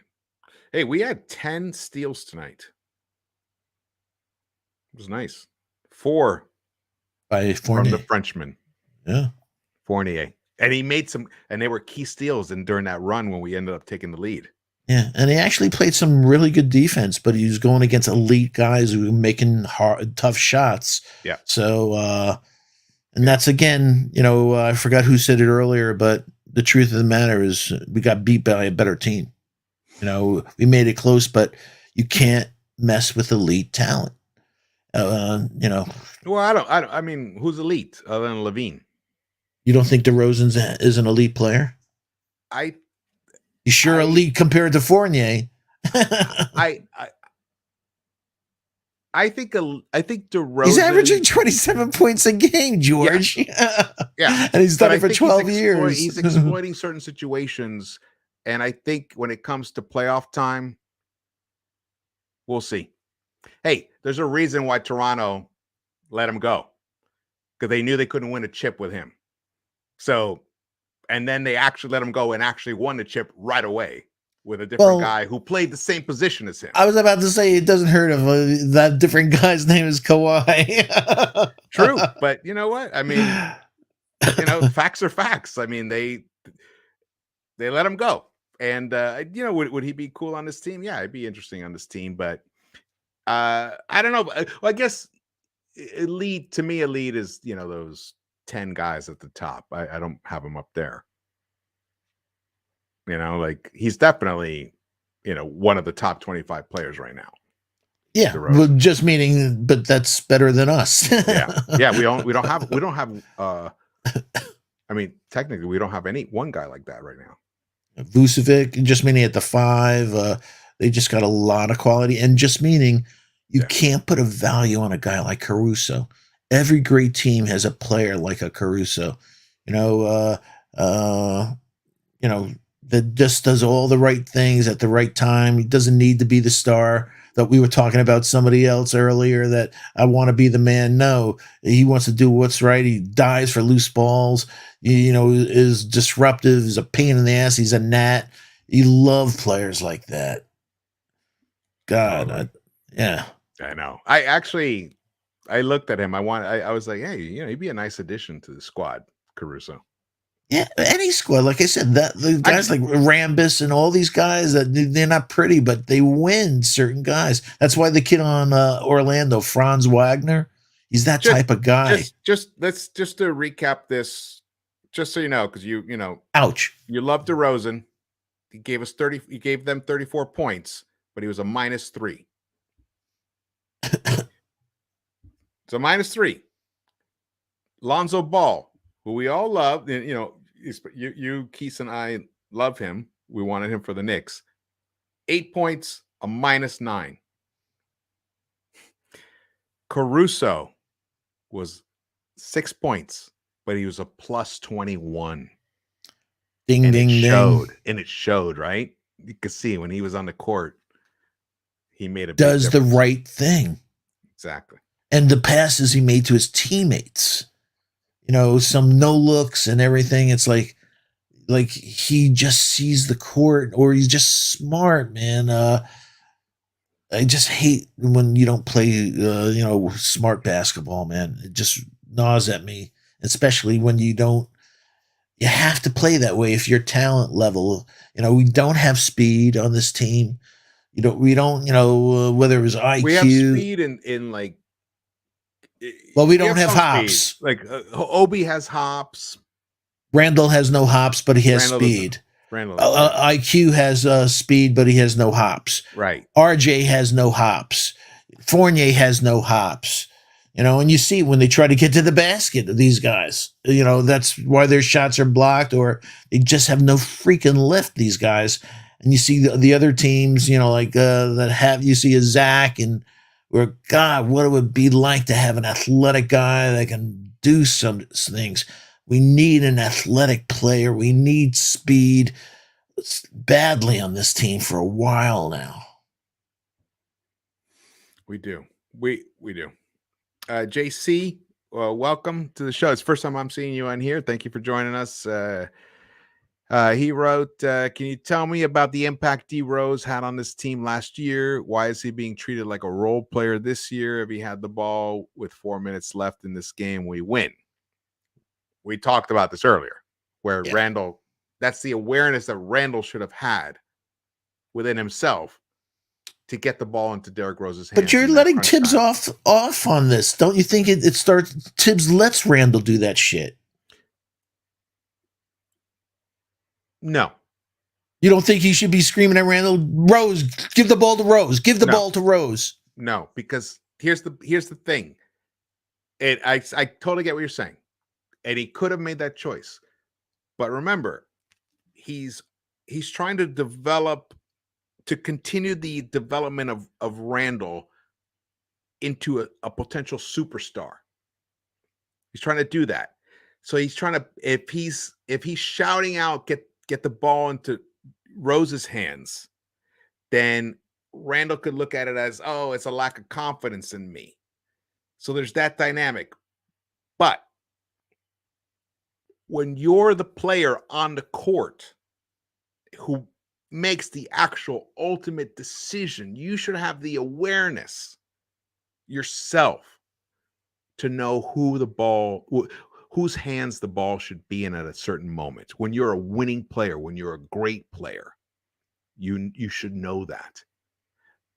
You know, LeBron got criticized many times, remember, for not taking the shot. But he's a great player. I'm not a LeBron fan personally, but he's a great player. There's no disputing that. And often he realized, you know what? The ball should be in this guy's hands right now. In this moment of this play, at this moment. That's where Randall needs to get to that place. Now, here's one thing I will say to your point about Thibs. Thibs tonight should be talking to Julius about that. You know? Off the court, just them one-on-one, not in front of the other players, not in front of the audience and the TV cameras. One-on-one.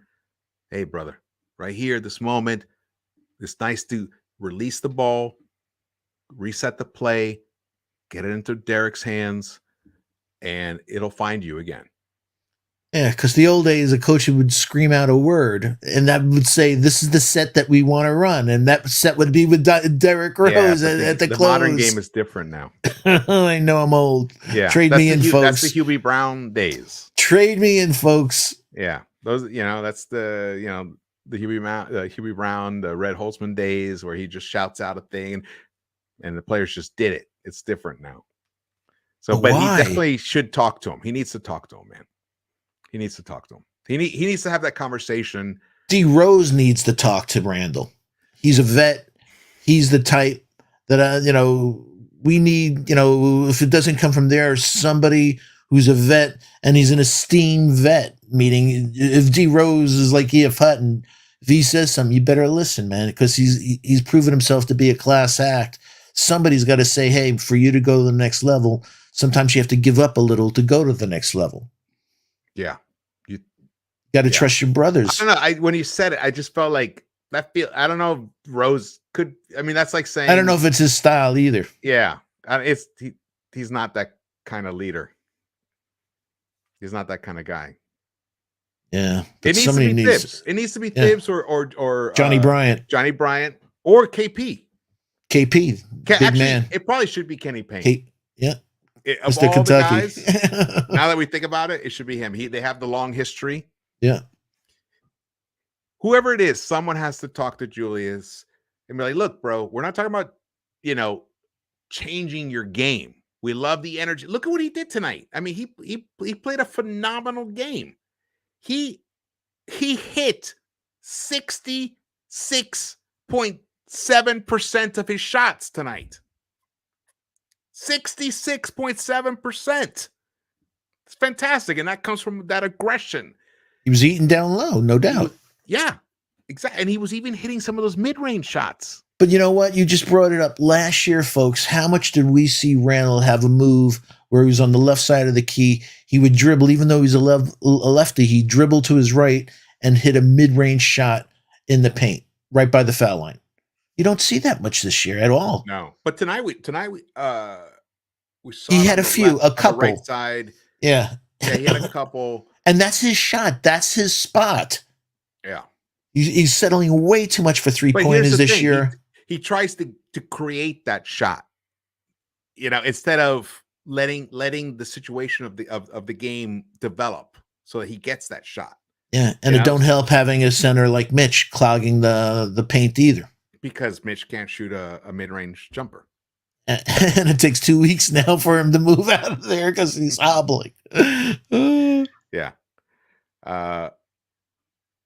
Wait, what did Tricky Nikki said? Nah, Rose talking in that locker room to Randall. Yeah, I totally get and respect the sentiment. Rose is just not that kind of guy. It wouldn't come off. Like Taj could be that guy. Taj could be that guy. Yeah. I could see him saying, "Hey, as a guy who makes bonehead plays all the time, let me tell you how you should do it." Exactly. Oh man. Derek, thank you for the love, Derek. Appreciate it, man. Yeah, tricky. Mitch can't defend the 3-point, and you know what? It breaks your heart because rookie Mitch could. Oh, this one here? Yeah. I think he's gonna get there. I don't think we're seeing the Mitch I don't think this Mitch we're seeing now is the Mitch we're gonna see in like February. I hope you're right. Then, I'm hoping. My gut's telling me just the opposite, actually. Yeah, my gut's telling me that a big guy a guy that has ankle injuries, hip flexors, and foot issues and stuff like that, you can't heal during a season. Well, it's not healing. He's healed. It's he's hobbling, getting into conditioning. Yeah, he is, especially in the second halves. But look at today, though. I think he's having an issue with his ankles. He had a better second half today than he had the first half. But he was gassed. We could have used them. That last shot by Rosen, there was nobody in the paint. We could have used Mitch in that situation if we had nobody in there, to protect our paint at that point. Mitch was too gassed, and you just, like I said, 22 games in, a 23-year-old kid, he's gassed. Yo. Yeah. Man, what else is there to talk about here on this one, man? I'm still thinking about that Russian chick you brought up earlier.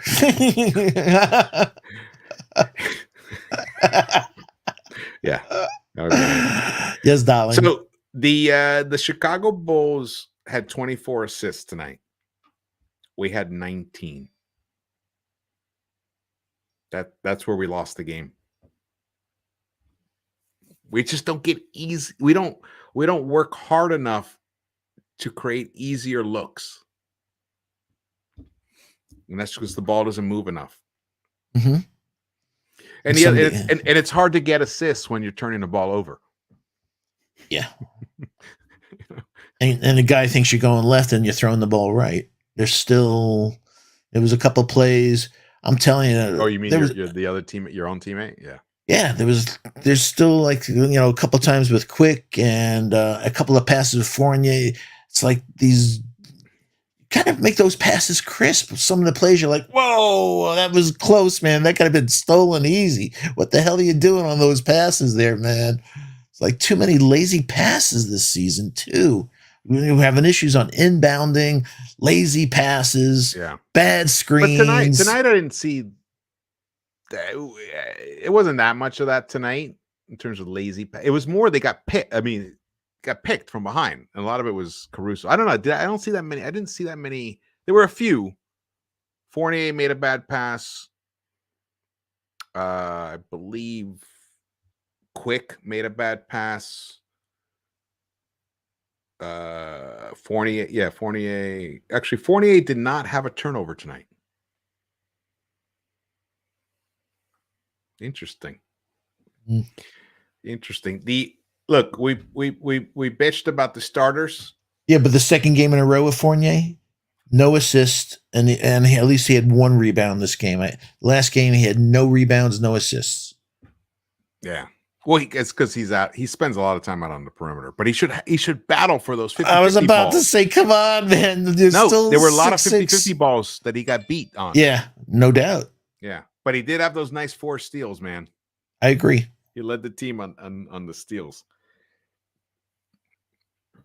The game was there, guys. It was there. We could have been 12-10 right now. We're not. It's painful. Let's beat them Nuggets on Saturday afternoon, folks. Let's beat them Nuggets. Let's start a new streak. And let's get RJ back. Let's get Jericho back. Get RJ back. We miss our kid. RJ, I miss you. Come on. I'll take your Miss Bunnies, but I'll take your Miss Bunnies over this shit any day, you know. Yeah. I only kidding. He brings so much more positive than I don't want to come off that way.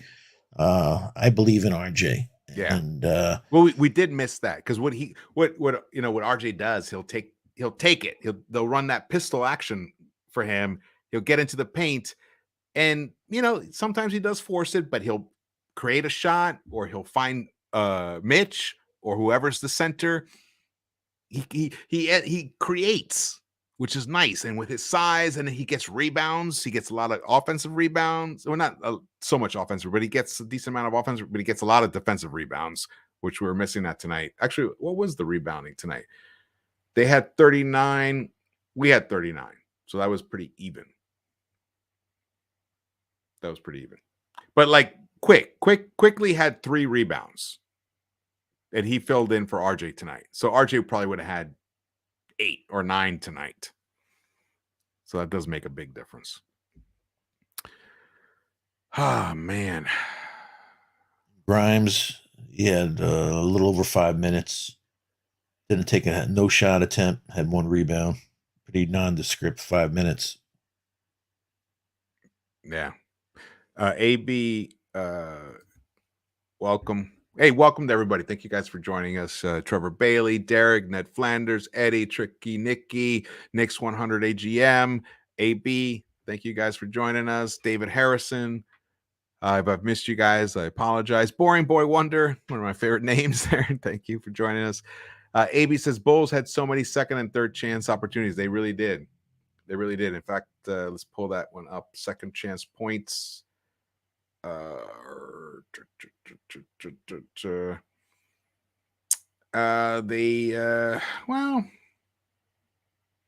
what's weird is it wasn't as drastic as you'd think. It really was the assists and the turnovers.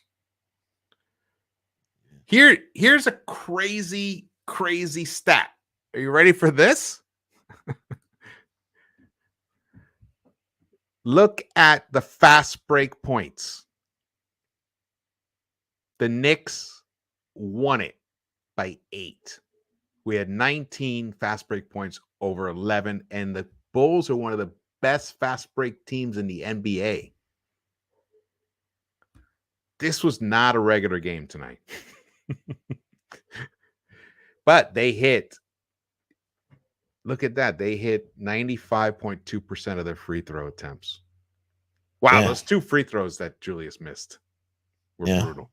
And like we talk about as disciples of Tibbs, man, we did, even on the rebounds, we won the points in the paint. We won second or even on second chance points. We beat them on fast break points, and you're like, we didn't win the game. Wow.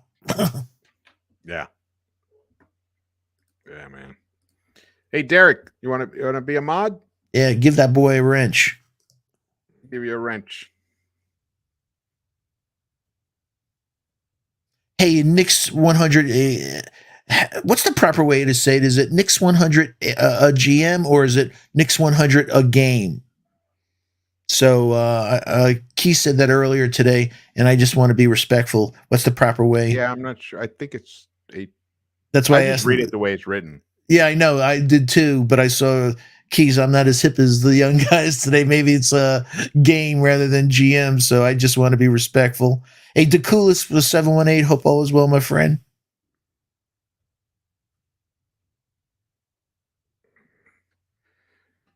Whew. What a So game, man. I am still amped up. I was going to end this broadcast about 30 minutes ago. We're still talking. Well, there's and so I much to dissect because there were a lot of great things too that happened for the Knicks. yeah. I mean, just that Foxy, when we were when we were texting throughout the game, I mean, it didn't necessarily look like the Knicks were even going to come back. I know, but when they did, like I said, don't tease my emotions because we're both saying, folks, to each other, we can win this game. We can win this game. We're getting all excited and everything. And it's like Well, we had such it. a, We took the lead. I know. So it was like such a roller coaster. And I'm like getting old for this shit. So it was like, come on, man. Too much cardiac for me, man. It was that's a but you know what? I don't. I mean, my feeling is, I think it's even though it was a bitter loss, especially at home. But I feel much more positive and confident that we were able to pull it together and basically just shut these Bulls down for the last 3 quarters in general, except for the last quarter we gave up 30 points, which is why we ended up losing. But Yep. we outscored them in that fourth quarter. I mean, we got 96 buckets, 96 points in those last 3 quarters. That I can glean off positives from that, as opposed to, we give them an 18-point lead at the half, and then we kind of flirt with a little run. We get the lead, they cut their lead down to 9, and then kind of, lay down on our backs and let them lick our gonads for the rest of the game and lose by 20. You know what I mean? This wasn't that. These guys were in it. These guys were in it to win it at the end. They just weren't able to execute it in the final plays. But I can see positives from that. And especially with the kind of coaching staff that we have, I think they're going to adjust. They're going to use this game, hopefully, to turn it. Hopefully. Yeah, hopefully. But it requires the players to listen. Yep. And execute. And execute. 100%. 100%. Yeah. All right, guys. Well, now it's 12:30 or so out on the East Coast. Time for another drink and me watching Moonshiners. Yeah, I need to replenish my White Russians here and think about other White Russians. Boom, boom. Where's Boom. Keith with his Roadcaster when you need him? There's a couple of applauses and stuff. Keith, we virtually need that Roadcaster, my friend. That Roadcaster. Oh, I love those sound effects. Well, so Saturday we have that big game against the Nuggets. It's an early game. I think it's a 1 p.m. start on the East Coast. I'm not sure I'll be able to do the pregame. We'll tweet it out. We'll let you guys know. But I think probably you and Keith will do the pregame. It's supposed to be on Sports Vibes TV anyway, because we're alternating. Just so you guys know, we're alternating the pregame shows. The even-numbered games, it's just turned out that way, are on the Knicks-Verse, and the odd-numbered games are on Sports Vibes TV. And it's Keith, Foxy, and I, and sometimes JD will join us. Hopefully, maybe he can join us Saturday, or maybe he can fill in for me on Saturday. That'd be awesome. But either way, I expect a win on Saturday. Yeah, George and Keith has joint custody of me. Yes. It's good having two dads, Dad. Hey, I shared a dog for years. What was her name again?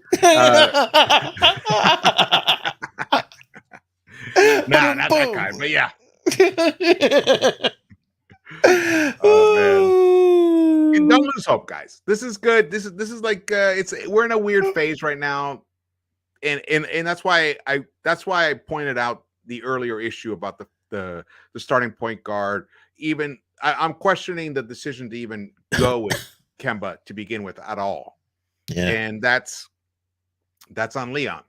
I think that has the reason we are 11-11 at this moment is because there was a mistake made preseason in the offseason to gamble on Kemba Walker. being the starting point guard for this team. We should have had the balls to, as an organization, to go with Rose as the starting point guard and go with IQ as the point guard for the second unit and roll with it. I think we would probably be 14-10 right now if we. I totally agree. It was a terrible meaning. Rather than kickstart our season, they built in, like a landmine for us to blow up and then have to redo ourselves. Terrible decision. Terrible decision.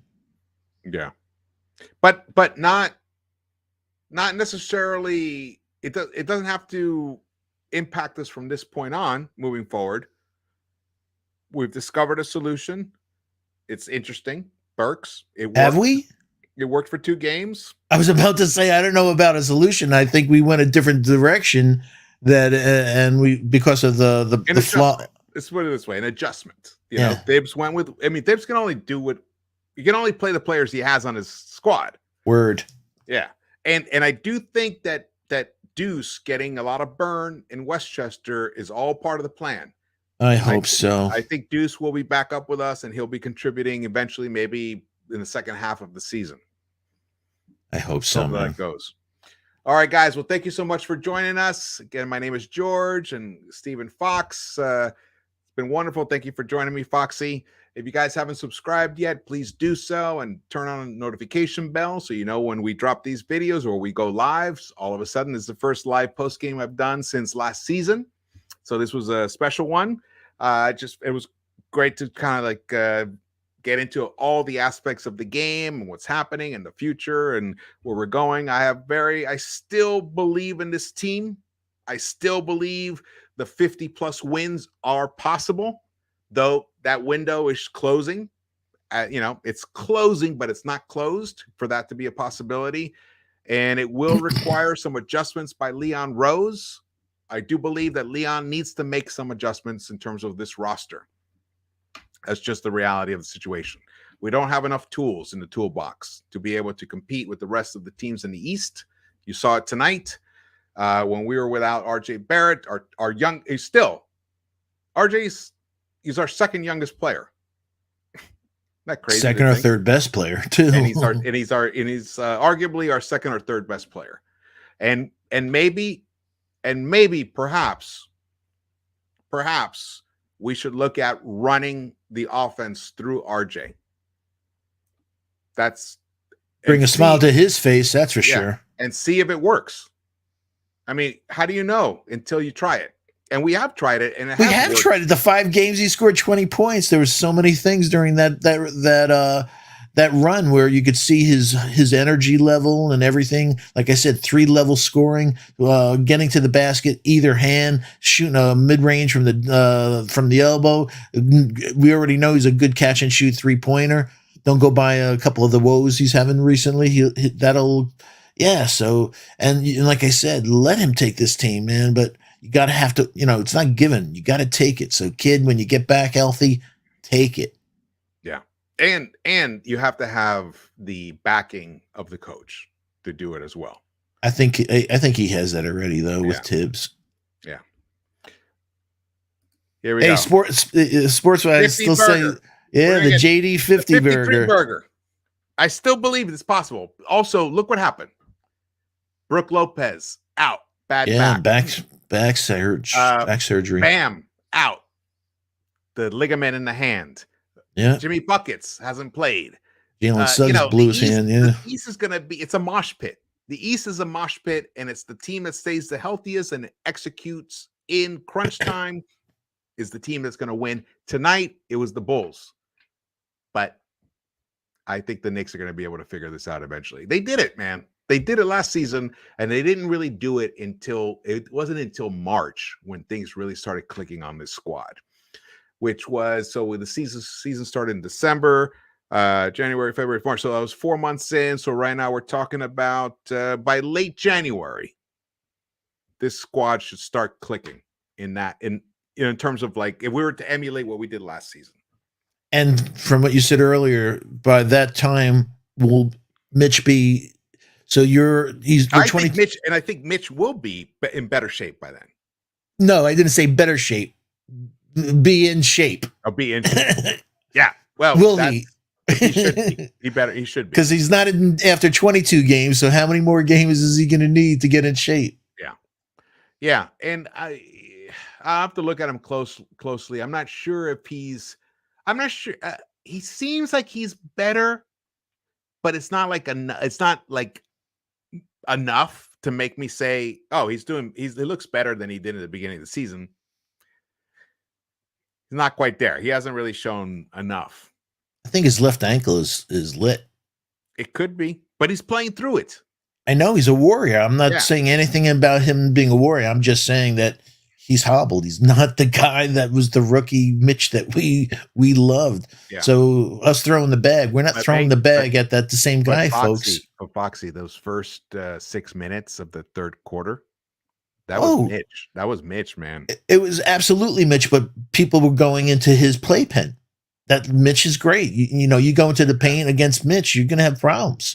But if you stay out from Mitch at the perimeter, he's not going to get out there. You got free shots, and that's why Vucevic had 27. Yeah. But Vucevic in the second half didn't do much, right? What did he have in the second half? That was like mostly first half stuff. I can't pull that up here either way. But I remember he had a tremendous first half, but the second half. But either way, DeRozan just woke up and exploded. So, yeah. Well, when you give an excellent player to let him get to their spots, that's what happens. And if we had a Caruso, a good team takes away your opposing team's spots. You make them uncomfortable. And we didn't do that. You know, we know he's going to shoot mid-range. He's Mr. Mid-range. You know, and he came down so easy and just took that mid-range time after time after time. Like, who's going to take that freaking spot from him, man? I just got the weirdest text. Is it from a white Russian? Kind of. Just got a random text from someone sending me their OnlyFans link. Someone that I met a couple weeks ago. Yo. If you don't believe me, there it is. See? Hey, Mom, what are you doing? Like, what is this? Hey, Josh, what's up, brother? We need another guy to come play. Well, that's what we were talking about. We were talking about that Leon is going to have to do something. He's going to have to make some kind of move soon. Yeah, Josh, but that's not the question. If we get somebody, will Randall play with him? Well, then that's a whole that's up to Thibs to make that work. I mean, Randall's played with other great players before. I mean, that Kentucky team was stacked. And then he came up as a rookie. He played with his idol, Kobe. So he knows how to he can do it. I think it just he gets lost in the moment. That's the problem. That's the problem. He gets lost in the moment. But that's where the awareness has to come in. Yeah, he's 27 though. He's not 21. He's not a kid. So he should have that maturity. He's pretty close to his freaking ceiling, man. Yeah, he's now entering the prime of his career. Yeah. Hey, I agree with you. He's got to rein it in, man. He's got to become a winning player. And winning doesn't mean getting 34 points and losing. It's the exact opposite of that. I don't care if Randall gets 3 points and we win. That's what matters. Yeah. And that's what should matter to him.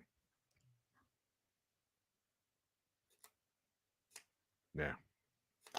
All right, guys. I think we're going to call it now. Thank you guys for watching. Stay tuned for announcements for the pregame show. And I'll be doing a post game on Saturday. Hopefully after a win over the Nuggets, which would be nice and sweet to get us back over 500 once again. Right now we're 11-11, and hopefully this is just that weird period of time of games where the Knicks are trying to figure out their new identity, And, not having RJ tonight really hurt us in terms of really establishing that identity. I mean, they were missing a key part. It's like missing your kidney. You know what I mean? It's a Word. key element of it. So hopefully they'll get this thing together and start racking up some W's consistently. That's what I'm hoping for. Not sure it's going to happen, but that's what I'm hoping for. But my instinct feels that they will eventually figure it out. Will they do it in time? That's the bigger question. Yep. Yeah. Any last comments or thoughts or whatever? I love you, George. You always I pull love me you back. too, brother. Thank you for joining me here tonight. Oh, man. I love hanging with you, but you always pull me back in with your positivity, and I think that's a wonderful trait. I'm an intense dude, so I'm real regimented in my thought process and stuff. And when I see somebody not doing something, but hope is a really important thing, and you always say those. You give me great guidance. Absolutely, man. One thing, I mean, I appreciate it. Look, as an athlete, you always have to feel like you can win, no matter what's happening, no matter where you are in the match, in the game, with the clock, whatever it is. You have to have the confidence that, hey, if I do X, Y, Z, if we do X, Y, Z, we can accomplish the goal and win. No Yeah, matter you're a what Tug McGraw situation. type of guy. You gotta believe. You gotta believe, exactly. And it's true. You have to have that mentality. If you don't, then you're just laying on your back and letting them lick your nuts. Yeah. Which isn't a bad thing either. It's like the old thing, do you smoke do you smoke after sex? I don't know. I never looked. All right, well, shout out to the chat. Thank you guys for joining us. Josh, David Harrison, Knicks 100 AGN, Tricky Nicky. Thank you for your comments, man, and your questions and everything. It's been awesome. It's been fueling the Discord here. It's fantastic. Keith, thank you for joining us, man. Yeah, happy birthday again. What time is it? Well, we missed it by 51 minutes, but it's we're going to give you an extended birthday, my friend. That's right. That's right. All right, guys. Thank you so much for joining us, and we will see you around